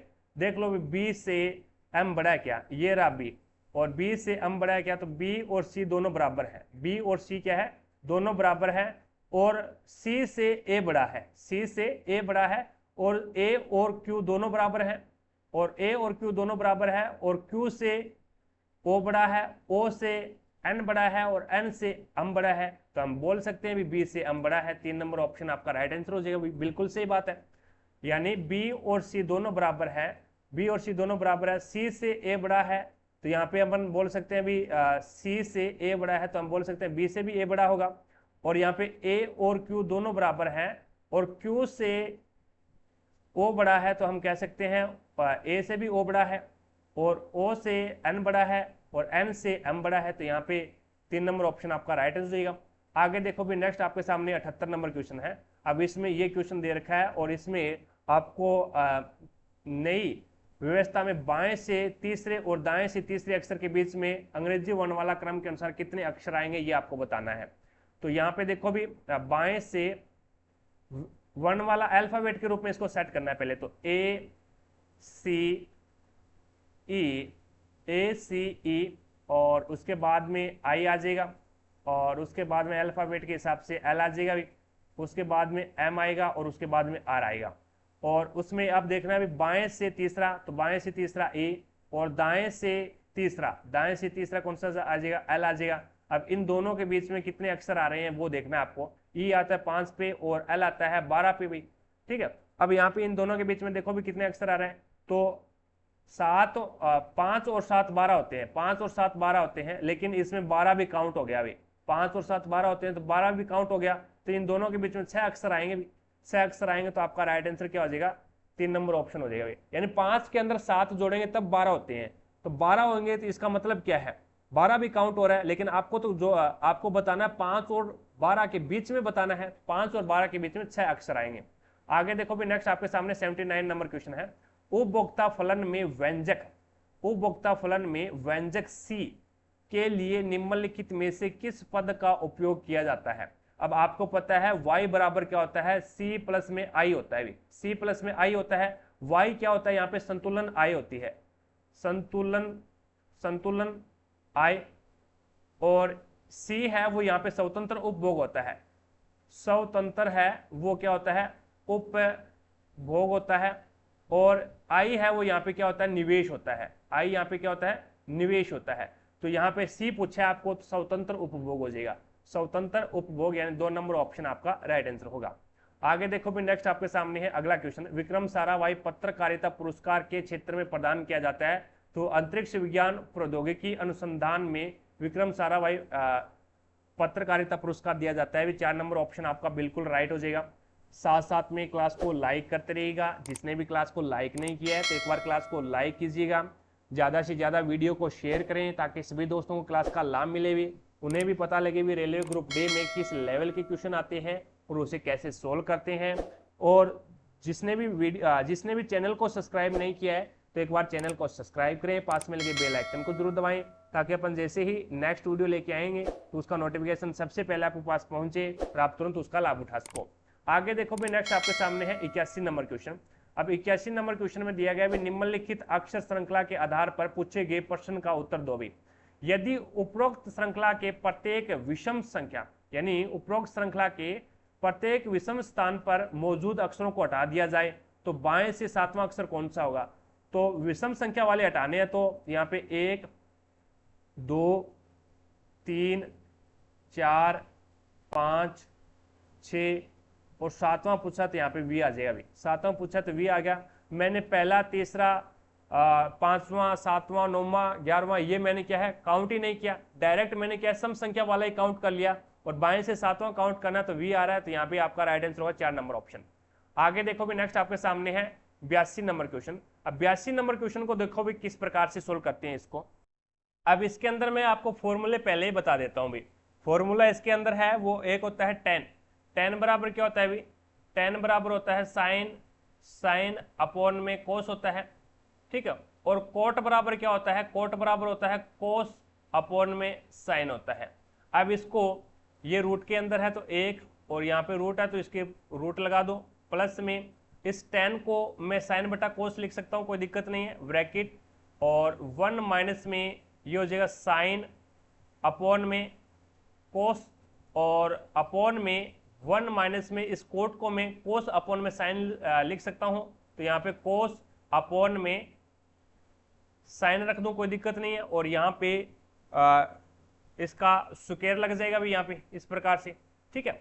अब देखो भी, अब इसका क्या कर लो आप एलसीएम ले लो, एलसीएम लोगो तो यहाँ पे कोस एलसीएम आ रहा है तो ये आ जाएगा 1 प्लस में ये इसके ऊपर रूट है भी, तो यहाँ पे कोस इसका क्या आ जाएगा, ऊपर वाले का कोस एलसीएम आ जाएगा यहाँ पे। तो यहाँ पे बचेगा आपका कोस माइनस में साइन, कोस माइनस में साइन, और नीचे वाले का जो आपका एलसीएम आएगा वो साइन आएगा, नीचे वाले का साइन एलसीएम आ रहा है। तो यहाँ पे आपका बचेगा साइन, यहाँ पे बचेगा साइन और माइनस में कोस, साइन माइनस में कोस। अब देखो भी, अब ये इसके अंदर ये क्या है, ये आपका स्क्वायर के अंदर है और ये भी आपका क्या है, स्क्वायर के अंदर है। तो ये इससे ये कैंसिल हो गया, इससे ये कैंसिल हो गया। अब ये कोस और ये साइन नीचे है, तो ये साइन क्या चला जाएगा, ऊपर चला जाएगा भी, साइन है वो आपका ऊपर चला जाएगा। तो ये आपके पास में क्वेश्चन बनेगा इस प्रकार से भी, एक प्लस में यहाँ पे ये रूट में है और ये साइन है वो ऊपर चला जाएगा, तो ये साइन अपॉन में क्या आ जाएगा, कोस, साइन अपॉन में कोस हो गया। अब साइन अपॉन में कोस को मैं क्या लिख सकता हूँ, ये देखो भी, साइन अपॉन में कोस है, इसको मैं टेन लिख सकता हूँ, कोई दिक्कत नहीं है। तो यहाँ पे ये लिखूंगा, ये रूट चल रहा है अभी तक, सॉरी स्क्वायर चल रहा है यहाँ पे, तो ये हो जाएगा आपका रूट और एक प्लस में इसको मैं लिख सकता हूँ टेन स्क्वायर लिख सकता हूँ, भी स्क्वायर चल रहा है यहाँ पे भी स्क्वायर है और यहाँ पे भी स्क्वायर है, तो स्क्वायर चल रहा है तो स्क्वायर लिख दिया। अब देखो भी, एक प्लस टेन स्क्वायर, एक प्लस टेन स्क्वायर, स्क्वायर हटाऊंगा या फिर इसको एक बार स्क्वायर मत हटाओ, एक प्लस टेन स्क्वायर को मैं क्या लिख सकता हूँ, एक प्लस टेन स्क्वायर को मैं सेक स्क्वायर लिख सकता हूँ, भी सेक स्क्वायर लिख सकता हूँ। तो यहाँ पे इसको मैं क्या लिखूंगा, सेक स्क्वायर लिखूंगा, तो रूट और यहाँ पे आ जाएगा सेक स्क्वायर। अब सेक स्क्वायर यानी सभी के यहाँ पे ए है भी, सभी के ए है तो ये ए आ जाएगा, यहाँ पे भी ए आएगा। अब ये स्क्वायर हटाऊंगा तो ये रूट हट जाएगा, भी स्क्वायर हटाऊंगा तो ये क्या है, रूट हट जाएगा इस प्रकार से। तो ये हो जाएगा आपका सेक ए, क्या आ जाएगा, सेक ए आ जाएगा। तो आपका यहाँ पे राइट आंसर क्या होगा, 3 नंबर ऑप्शन हो जाएगा। क्यों हो जाएगा, क्योंकि ये देखो अभी यहाँ पे ये रूट था, तो ये सेक ए इंटू सेक ए भी लिख सकता हूँ इसको, ठीक है। तो 2 सेक है तो इसमें से एक सेक बाहर आ जाएगा। अपन नहीं करते क्या, जैसे देखो अभी 2 इंटू 2 है और ये रूट के अंदर है, ठीक है, तो यहाँ से एक 2 है वो बाहर आ जाएगा, ये क्या है, इस प्रकार से हो जाता है भी। तो इसी प्रकार से मैंने यहाँ से किया है भी, सेक इंटू सेक है, ठीक है, या फिर सेक स्क्वायर है, तो स्क्वायर हटाएंगे तो यहाँ पे जो सेक है वो रूट से बाहर निकल आ जाएगा, सेक ए एंड 3 नंबर ऑप्शन आपका राइट आंसर होगा। आगे देखो भी 83 नंबर क्वेश्चन आपके सामने है, 17, 19, 21, 17, 19, 21। तो यहाँ पे दो एक प्रकार से देखो भी, 17 और 3 21, सॉरी 17 और 4 21, 21 और 4 25 और 25 और 4 29। तो यहाँ पे तो आ जाएगा आपका 29, ठीक है। अब ये 19 वाला चल ही रहा है, 19, 19 और 19, तो यहाँ पे 19 आ जाएगा। तो आपका राइट आंसर क्या होगा, 29, 1 नंबर ऑप्शन आपका राइट आंसर होगा। नेक्स्ट 84 नंबर क्वेश्चन देखो भी आपके सामने है। अब 84 नंबर क्वेश्चन में आपको शर्त दे रखी है, पहले यदि पहला और चौथा एक सम है, पहला और चौथा सम है, नहीं है अभी। अगला देखो भी, यदि दूसरा और तीसरा घटक दोनों पूर्ण वर्ग है, बिल्कुल सही है भी, 9 और 4 है दूसरा और तीसरा, तो तीसरे घटक को दूसरे घटक के कुट के रूप में कुटबंद किया जाना चाहिए। तो यहाँ पे प्रतिशत को क्या लिखेगा, प्रतिशत को लिख रहा है एम। आप तीसरे घटक को दूसरे के रूप में कोड करना है तो 9 को क्या लिखेगा, ये 9 को जेड लिखेगा, तो यहाँ पे भी जेड लिखना है तीसरे को भी, और उसके बाद में हैज को के लिखेगा और फिर 2 को क्या लिख रहा है, पी लिखेगा। तो यहाँ पे आपका राइट आंसर क्या होगा, 1 नंबर ऑप्शन हो जाएगा। आगे देखो भी नेक्स्ट आपके सामने है 85 नंबर क्वेश्चन। अब इसमें बताना है भी समीकरण को संतुलित करने के लिए हाइड्रोजन सल्फाइड के कितने अणुओं की आवश्यकता होगी। अब हाइड्रोजन सल्फाइड तो ये रहा भी, हाइड्रोजन सल्फाइड यही है। अब इसमें कितने अणुओं की आवश्यकता होगी, देखो भी अब प्रत्येक के अंदर देखो भी, यहाँ पे सल्फर कितना है, यहाँ पे सल्फर 1 है और यहाँ पे भी सल्फर कितना है, 1 है। लेकिन यहाँ पे सल्फर कितने हैं, यहाँ पे सल्फर 3 है, यहाँ पे सल्फर कितना है आपका 3 है। अब इसमें देखो, अब इसके अंदर देखोगे तो यहाँ पे हाइड्रोजन कितने हैं, 2 और 2 4 हो रहे हैं। हाइड्रोजन कितने हैं यहाँ पे, 2 और 2 4 हो रहे हैं, 4 हाइड्रोजन हो रहे हैं। और इधर हाइड्रोजन कितने, 2 है, तो इसको क्या करूं मैं, 2 से गुणा कर दूं। 2 से गुणा करूंगा तो मेरे पास में सल्फर भी कितने हो गए, सल्फर भी मेरे पास में 2 यहाँ पे हो गए और 1 यहाँ पे है, तो 3 हो गए, और 3 ही सल्फर यहाँ पे है और 3 ही सल्फर इधर हो रहे हैं, तो सल्फर तो बराबर हो गए। अब हाइड्रोजन यहाँ पे 4 है, तो हाइड्रोजन 2 से गुणा करवा दिया तो हाइड्रोजन भी यहाँ पे 4 हो गया। अब ऑक्सीजन यहाँ पे 2 है और ऑक्सीजन यहाँ पे 2 से गुणा पहले से है भी, ऑक्सीजन यहाँ पे 2 है, तो ये क्या है आपके इसने क्या बोला, हाइड्रोजन सल्फाइड के कितने अणुओं की आवश्यकता होगी, तो 2 अणुओं की आवश्यकता होगी। 3 नंबर ऑप्शन आपका राइट आंसर होगा। आगे देखो भी नेक्स्ट आपके सामने है अगला 86 नंबर क्वेश्चन। 5 धावक एक पंक्ति में पूर्व की ओर मुख करके खड़े हैं। धावक के पहले स्थान पर खड़ा है, धावक के है वो पहले स्थान पर खड़ा है अभी, और ये लो भी पहले स्थान पर खड़ा कर दिया। और अंतिम पर एम खड़ा है, अंतिम स्थान पर एम खड़ा है। एल है वो एन के बाईं ओर ठीक बगल में है, एन के बाईं ओर ठीक बगल में एल है, और एन है वो एम के बाईं ओर ठीक बगल में है। जो एन है ना आपका, ये एम के बाईं ओर है तो एन यहाँ पे आ जाएगा। और उसके बाद में इसने क्या बोला, एल एन के बाईं ओर, एन के बाईं ओर है अभी, एन के बाईं ओर है तो यहाँ पे एल आएगा अभी, ठीक है। अब इसने बोला है पी है वो एम के बाईं ओर तीसरे स्थान पर, पहला दूसरा और पी यहाँ पे आ जाएगा अभी। अब इसने क्या बोला, पी के बाईं ओर ठीक बगल में कौन है, तो यहाँ पे के खड़ा है, तो 1 नंबर ऑप्शन आपका राइट आंसर होगा। आगे देखो भी, और वैसे बाईं ओर पूछा तो यहाँ पे के आ जाएगा, ठीक है। आगे देखो 87 नंबर क्वेश्चन आपके सामने है। वह द्विघात समीकरण ज्ञात कीजिए जिसके मूल 2 और 1 2 है और दूसरा है वो -1/2 है। तो यहाँ पे देखो भी समीकरण ज्ञात करने के लिए द्विघात समीकरण फॉर्मूला आता है एक्स की स्क्वायर और माइनस एल्फा प्लस में बीटा, एल्फा प्लस में बीटा एक्स इंटू एक्स, और यहाँ पे प्लस में एल्फा डॉट बीटा आएगा। आप देखो भी एल्फा एक, ये एल्फा मान लो और ये बीटा मान लो भी आप, ठीक है। अब इसका जोड़ करवाओगे, 2 जोड़ करवाओगे तो -1/2, तो यहाँ पे आपका हो जाएगा 2 और 4 माइनस में 1 यानी 3/2 आएगा। इसका जोड़ कितना रहा है, 3/2, तो 3/2 आएगा। तो एक्स की स्क्वायर माइनस का 3/2 एक्स और प्लस का, इसका आप गुणा करवाओगे 2 इंटू माइनस का 1/2 का गुणा करवाओगे तो 2 से 2 कैंसिल हो जाएगा, तो माइनस का 1 आएगा भी, और माइनस का 1 आएगा तो ये माइनस का 1। अब 2 नीचे वाला कैंसिल करना है तो पूरी समीकरण को 2 से गुणा करवा दो, तो ये तो हो जाएगा 2x की स्क्वायर माइनस का 3x, यानी यहाँ से 2 से गुणा करवाएंगे तो 2 से 2 कैंसिल हो जाएगा, 3x और माइनस का 2। तो आपका राइट आंसर क्या होगा, 2 नंबर ऑप्शन है वो बिल्कुल राइट हो जाएगा।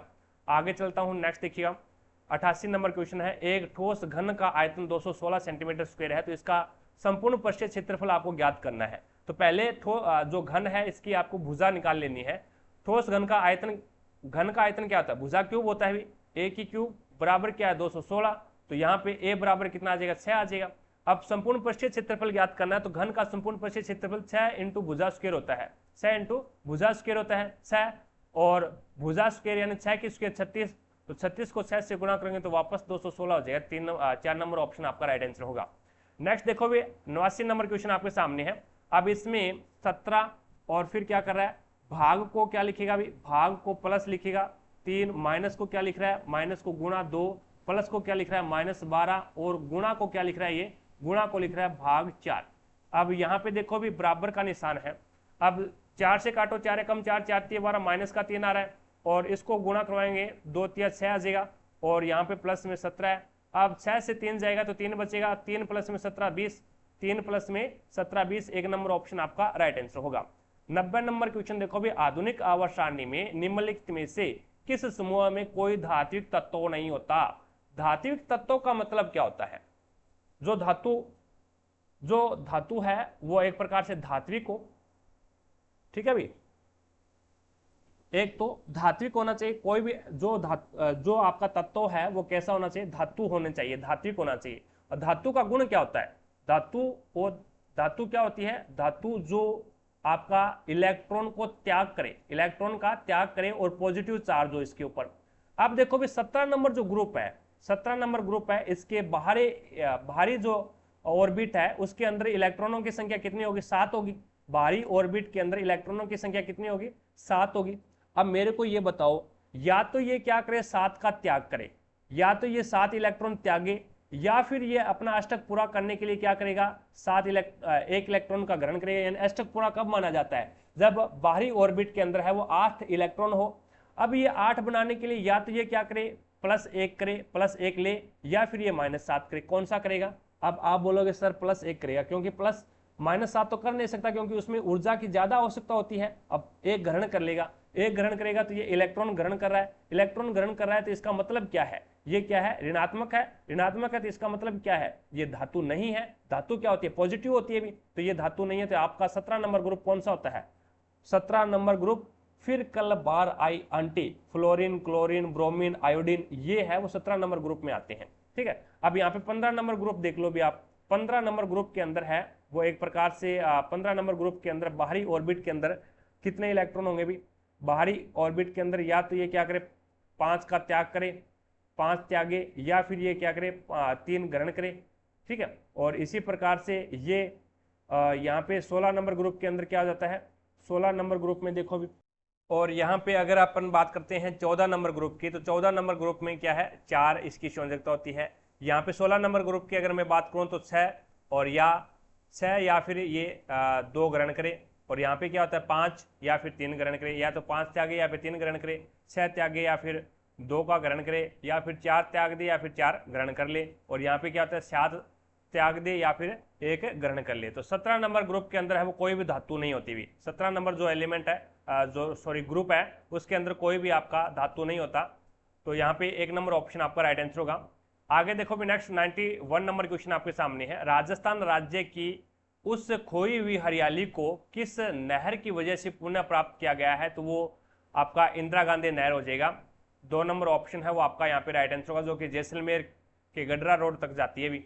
आगे देखो भी नेक्स्ट 92 नंबर क्वेश्चन आपके सामने है। ऐसे क्रियात्मक समूह है जिसमें एक से अधिक ऑक्सीजन परमाणु होते हैं, क्या कहलाते हैं, कार्बोक्सिलिक अम्ल कहलाते हैं। कार्बोक्सिलिक अम्ल के अंदर है वो एक से अधिक ऑक्सीजन होता है, COOH होता है भी, ये COOH होता है, यानी इसे अपन बोलते हैं ओइक अम्ल बोलते हैं। ठीक है, ओइक जुड़ता है जैसे मेथेनोइक, तो मेथेनोइक हो गया।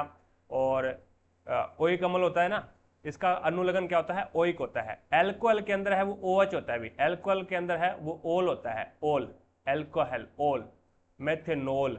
ठीक है, और एल्डिहाइड के अंदर क्या होता है, एल्डिहाइड के अंदर CHO होता है, CHO एल्डिहाइड के अंदर होता है। और कीटोन के अंदर ओन होता है भी, ओन होता है, तो इसके अंदर CO होता है। ठीक है, तो CO अनुलग्न, यहाँ पे CO होता है, यहाँ पे CHO होता है, और यहाँ पे इसका जो समूह है वो COOH है। तो आपका 2 नंबर ऑप्शन आपका राइट आंसर होगा। और एक होता है एस्टर, एस्टर के अंदर है वो आपका COO होता है भी, COO है वो आपका एस्टर होता है। एक एस्टर होता है जिसके अंदर ऑक्सीजन के एक से अधिक परमाणु होते हैं, और एक आपका कार्बोक्सिलिक समूह है, और एक आपका ईंधन होता है भी, और ईंधन के अंदर है वो क्या होता है ऑक्सीजन एक ही होता है। ठीक है, आगे चलते हैं नेक्स्ट 93 नंबर क्वेश्चन देखिएगा। अब इसमें बोला भी एक समद्विबाहु त्रिभुज ABC की ऊंचाई AD, यानी एक समद्विबाहु त्रिभुज है, जैसे इस प्रकार से सम मान समान द्वि मान 2 भुजा, जिसकी 2 भुजा समान हो, A, B और C, और यहाँ पे उसकी ऊंचाई क्या है, तो इस त्रिभुज की ऊंचाई क्या होगी भी AD, यही होगी भी, AD इसकी ऊंचाई है, जिसमें AB बराबर है AC की, AB ये बराबर है AC की, ये भुजा बराबर है। अब AD के संबंध में निम्न में से कौन सा विकल्प है वो सही होगा, तो इसके संबंध में ये विकल्प ये हो जाएगा भी, ये जो कोण A है ना, कोण A है, इसको AD है वो 2 समान भागों में विभाजित करेगी। तो यहाँ पे AD है वो कोण A को समद्विभाजित करती है, 2 समान भागों में विभाजित करेगी। तो यहाँ पे जो नीचे वाली जो BC है, इस भुजा को भी क्या है, यानी BD बराबर होगा DC के, इस भुजा को भी 2 समान भागों में ये क्या करेगी, विभाजित करेगी। तो यहाँ पे कोण को भी 2 समान भागों में विभाजित करेगी, और जिस पे लंब है उस भुजा को भी 2 समान भागों में विभाजित करती है, ये इसका नियम होता है भी। तो 3 नंबर ऑप्शन आपका राइट आंसर होगा। नेक्स्ट 94 नंबर क्वेश्चन देखो भी, चंद्रमा के सतह से देखने पर अंतरिक्ष यात्री को आकाश का रंग बिल्कुल सरल क्वेश्चन काला दिखाई देता है, 4 नंबर ऑप्शन आपका राइट आंसर होगा भी। ठीक है, इसने देखो भी, ये देख लो, अब देख लो भी, इतने आसान क्वेश्चन आते हैं। इस भाई साहब ने 94 नंबर क्वेश्चन के अंदर है वो यहां से 1 नंबर ऑप्शन किया है, देख लो भी कितनी मूर्खतापूर्ण बात है ये।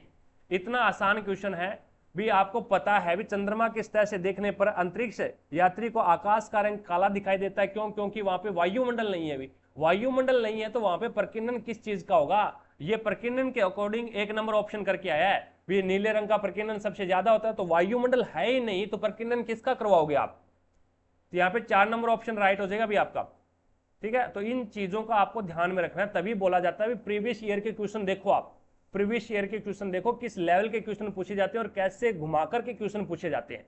ठीक है ना, आगे देखो भी नेक्स्ट आपके सामने 95 नंबर क्वेश्चन आपके सामने है। अब इसमें बोला भी, भारत में एकीकृत बंजर भूमि विकास कार्यक्रम से कार्यान्वित किया जा रहा है, तो वो 1989-90 से कार्यान्वित किया जा रहा है भी। भारत में एकीकृत बंजर भूमि विकास कार्यक्रम है वो 1989-90 से कार्यान्वित किया जा रहा है, 2 नंबर ऑप्शन आपका राइट आंसर होगा।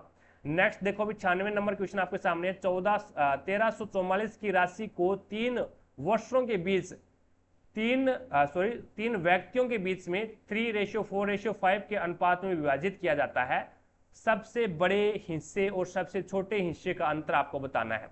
देखो अभी 3:4:5, तो यहाँ पे टोटल कितना है? टोटल हमारे अनुसार तो 12 है अभी, तो उसने बोल रखा है 1344 है, तो यहाँ पे 12 से डिवाइड कर दो। 12 से डिवाइड करोगे तो 12 एकम 12 बच गया, 1 14, 12 एकम 12 बच गया, 2 24, 12 2 24, तो 112 आ गया। अब बड़ा हिस्सा 5 है, छोटा हिस्सा 3 है, तो इन दोनों के बीच में 2 का अंतर है, तो दो का आपको यानी 1 का मान आपके पास में आ गया। 1 का मान तो 112 आ रहा है, तो 2 का मान क्या आएगा? तो यहाँ से 2 2 4, 2 एकम 2, 2 एकम 2, 224 आपका राइट आंसर होगा 4 नंबर ऑप्शन। आगे देखो भी नेक्स्ट 97 नंबर क्वेश्चन देखिए। 97 नंबर क्वेश्चन में आपका यहाँ पे कितने लोग इन तीनों अर्थात आइसक्रीम, चाय और कॉफी का सेवन करते हैं? आइसक्रीम, चाय और कॉफी का सेवन करते हैं। तीनों में से कॉमन क्या आ रहा है? 6 कॉमन आ रहा है, तीनों के अंदर 6 कॉमन आ रहा है, तो आपका यहाँ पे 1 नंबर ऑप्शन राइट हो जाएगा। आगे देखो भी 98 नंबर क्वेश्चन आपके सामने। प्रत्येक 2 घंटे पश्चात एक बस की चाल 4 किलोमीटर पर घंटे बढ़ जाती है। यदि बस ने प्रथम 2 घंटे में 80 किलोमीटर की दूरी तय की, तो कहने का मतलब क्या है? 1 घंटे के अंदर यानी उसकी चाल क्या है? 40 किलोमीटर पर घंटा उसकी चाल है। अभी 40 किलोमीटर पर घंटा उसकी चाल है। अब 4 किलोमीटर बढ़ जाती है, 2 घंटे के बाद में बढ़ती है, ठीक है। तो दूरी तय करने में 10 घंटे में वह बस कितनी दूरी तय करेगी, ये आपको बताना है। तो पहले 2 घंटे के अंदर है वो 80 किलोमीटर की दूरी तय की। अब 4 किलोमीटर पर घंटे उसकी रफ्तार बढ़ गई, तो कहने का मतलब क्या है? 8 बढ़ी है, यानी 88 हो जाएगी। अब 88 होगी तो यहाँ पे 44 बढ़ेगी ना, तो यहाँ पे अगले 2 घंटे के अंदर है वो 88 किलोमीटर की दूरी तय करेगी, और अगले 2 घंटे के अंदर है वो फिर 8 बढ़ा दो भी, 8 बढ़ाओगे तो 88, और 88 के अंदर है वो आप कितना जोड़ोगे? 88 के अंदर है वो यानी 48 हो रहे। यहाँ पे 40 था, यहाँ पे 40 किलोमीटर पर घंटा था, और यहाँ पे 48 किलोमीटर पर घंटा है, और यहाँ पे 8 जोड़ोगे तो ये 8 8 16 56 हो गया, और 56 दुए कितने हो जाएंगे? 6 दुए 12, और 5 दुए 10, और 11 यानी 112 किलोमीटर। फिर अगले 2 घंटे के अंदर फिर 56 में से फिर 8 जोड़ दो भी, 8 जोड़ोगे, सॉरी 8 कैसे जोड़ रहे हैं अपन? 8 यहाँ पे कैसे जोड़ा भी? 1 मिनट के लिए। 48 और 44 यानी ये 44 हो रहा है अभी यहाँ पे, ये क्या है? 44 है, ये 44 हो गया। फिर 4 जोड़ोगे तो ये 48 हो गया। अब 48 करो ना, 48 करोगे तो फिर यहाँ पे ये हो जाएगा आपका 8 दुए 16, और 4 दुए 8, और 1 9 96 हो गया। और फिर इसमें 4 जोड़ोगे तो ये 52 हो जाएगा भी, 52 हो जाएगा। तो ये 52 का दुगना करोगे तो 4 104, और फिर 2 घंटे के आगे वाले 2 घंटे के अंदर फिर 4, तो ये हो जाएगा 56, और फिर ये 56 होगा तो ये 2, और ये आपका हो जाएगा 5 2 10 और 1 11। तो टोटल दूरी देख लो भी कितनी है? 8 6 14, 14 और 6 14 और 4, 14 और 6 वैसे 20, 2 और 8 और 8 16, 16 और 10 26, और 26 और 10 26 और 10 36, और 36 और 10 46, 46 और 2 47 और 48, 480 किलोमीटर की दूरी तय करेगा ये। 480 यानी 1 नंबर ऑप्शन आपका राइट आंसर होगा। आगे देखो भी नेक्स्ट आपके सामने है 98 नंबर क्वेश्चन। अब 98 नंबर क्वेश्चन में आशीष विपिन के एक गाय, ये बढ़िया क्वेश्चन है भी, थोड़ा सा दिमाग को घुमाने वाला क्वेश्चन है। आशीष विपिन की एक गाय, आशीष है वो विपिन को एक गाय है वो 20% हानि पर बेचता है, यानी 5000 रुपए में बेचता है। 20% हानि यानी 5000 रुपए में बेचता है, यानी 20% हानि बराबर कितना है? 5000 रुपए है, 5000 रुपए है। अब विपिन इसे कासिम को उस मूल्य पर बेचता है जिस मूल्य पर बेचने पर आशीष को 15% का लाभ होता है। अब ये जो बेचेगा ना, 15% का ये लाभ हो रहा है, ये क्रय मूल्य के ऊपर लाभ हो रहा है अभी, ठीक है ना, तभी ये क्वेश्चन होगा, अन्यथा ये क्वेश्चन होगा नहीं आपसे। अब यहाँ पे 20% को फ्रैक्शन में चेंज करोगे तो 1/5, 2/500, नीचे वाला कॉस्ट प्राइस, ऊपर वाला यहाँ पे अगर हानि हो रही है तो हानि को यानी लॉस हो रहा है, तो यानी 5 रुपए क्रय मूल्य, 1 रुपए का लॉस हो गया, 4 रुपए इसका विक्रय मूल्य। अब विक्रय मूल्य हमारे अनुसार 4 रुपए है, लेकिन परसेंट में 5000 दे रखा है, तो 4 बराबर 5000, तो 1 बराबर कितना आ जाएगा? 4 एकम 4, बच गया कितना आपके पास में, 4 एकम 4 बच गया, 1 10, 4 दुए 8 और 4 पंजे 20 यानी 1250 आ गया एक का मान।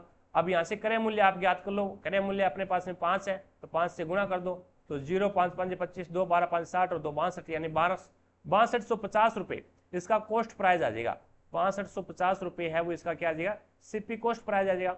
अब विपिन इसे बेच रहा है ना कासिम को, वो 15% लाभ यानी विपिन कासिम को उस मूल्य पर बेचता है जिस मूल्य पर बेचने पर कासिम को भी 15% का लाभ हो रहा है। अब ये 15% का जो लाभ हो रहा है ये इसके क्रय मूल्य के ऊपर लाभ हो रहा है। अभी क्रय मूल्य के ऊपर लाभ हो रहा है तो क्रय मूल्य यहाँ पे कितना है, 6250 है। अब इस पे 15% का लाभ हो रहा है तो इसका मतलब क्या है, यहाँ से 15% को मैं क्या लिखूंगा, 3/20 लिखूंगा। एक प्रकार से 3/20 लिखूंगा तो मेरे पास में ये क्रय मूल्य है, नीचे वाला भी क्रय मूल्य को दर्शाएगा, यानी 20 रुपये क्रय मूल्य, 3 रुपये का लाभ हो गया तो 23 में बेचेगा।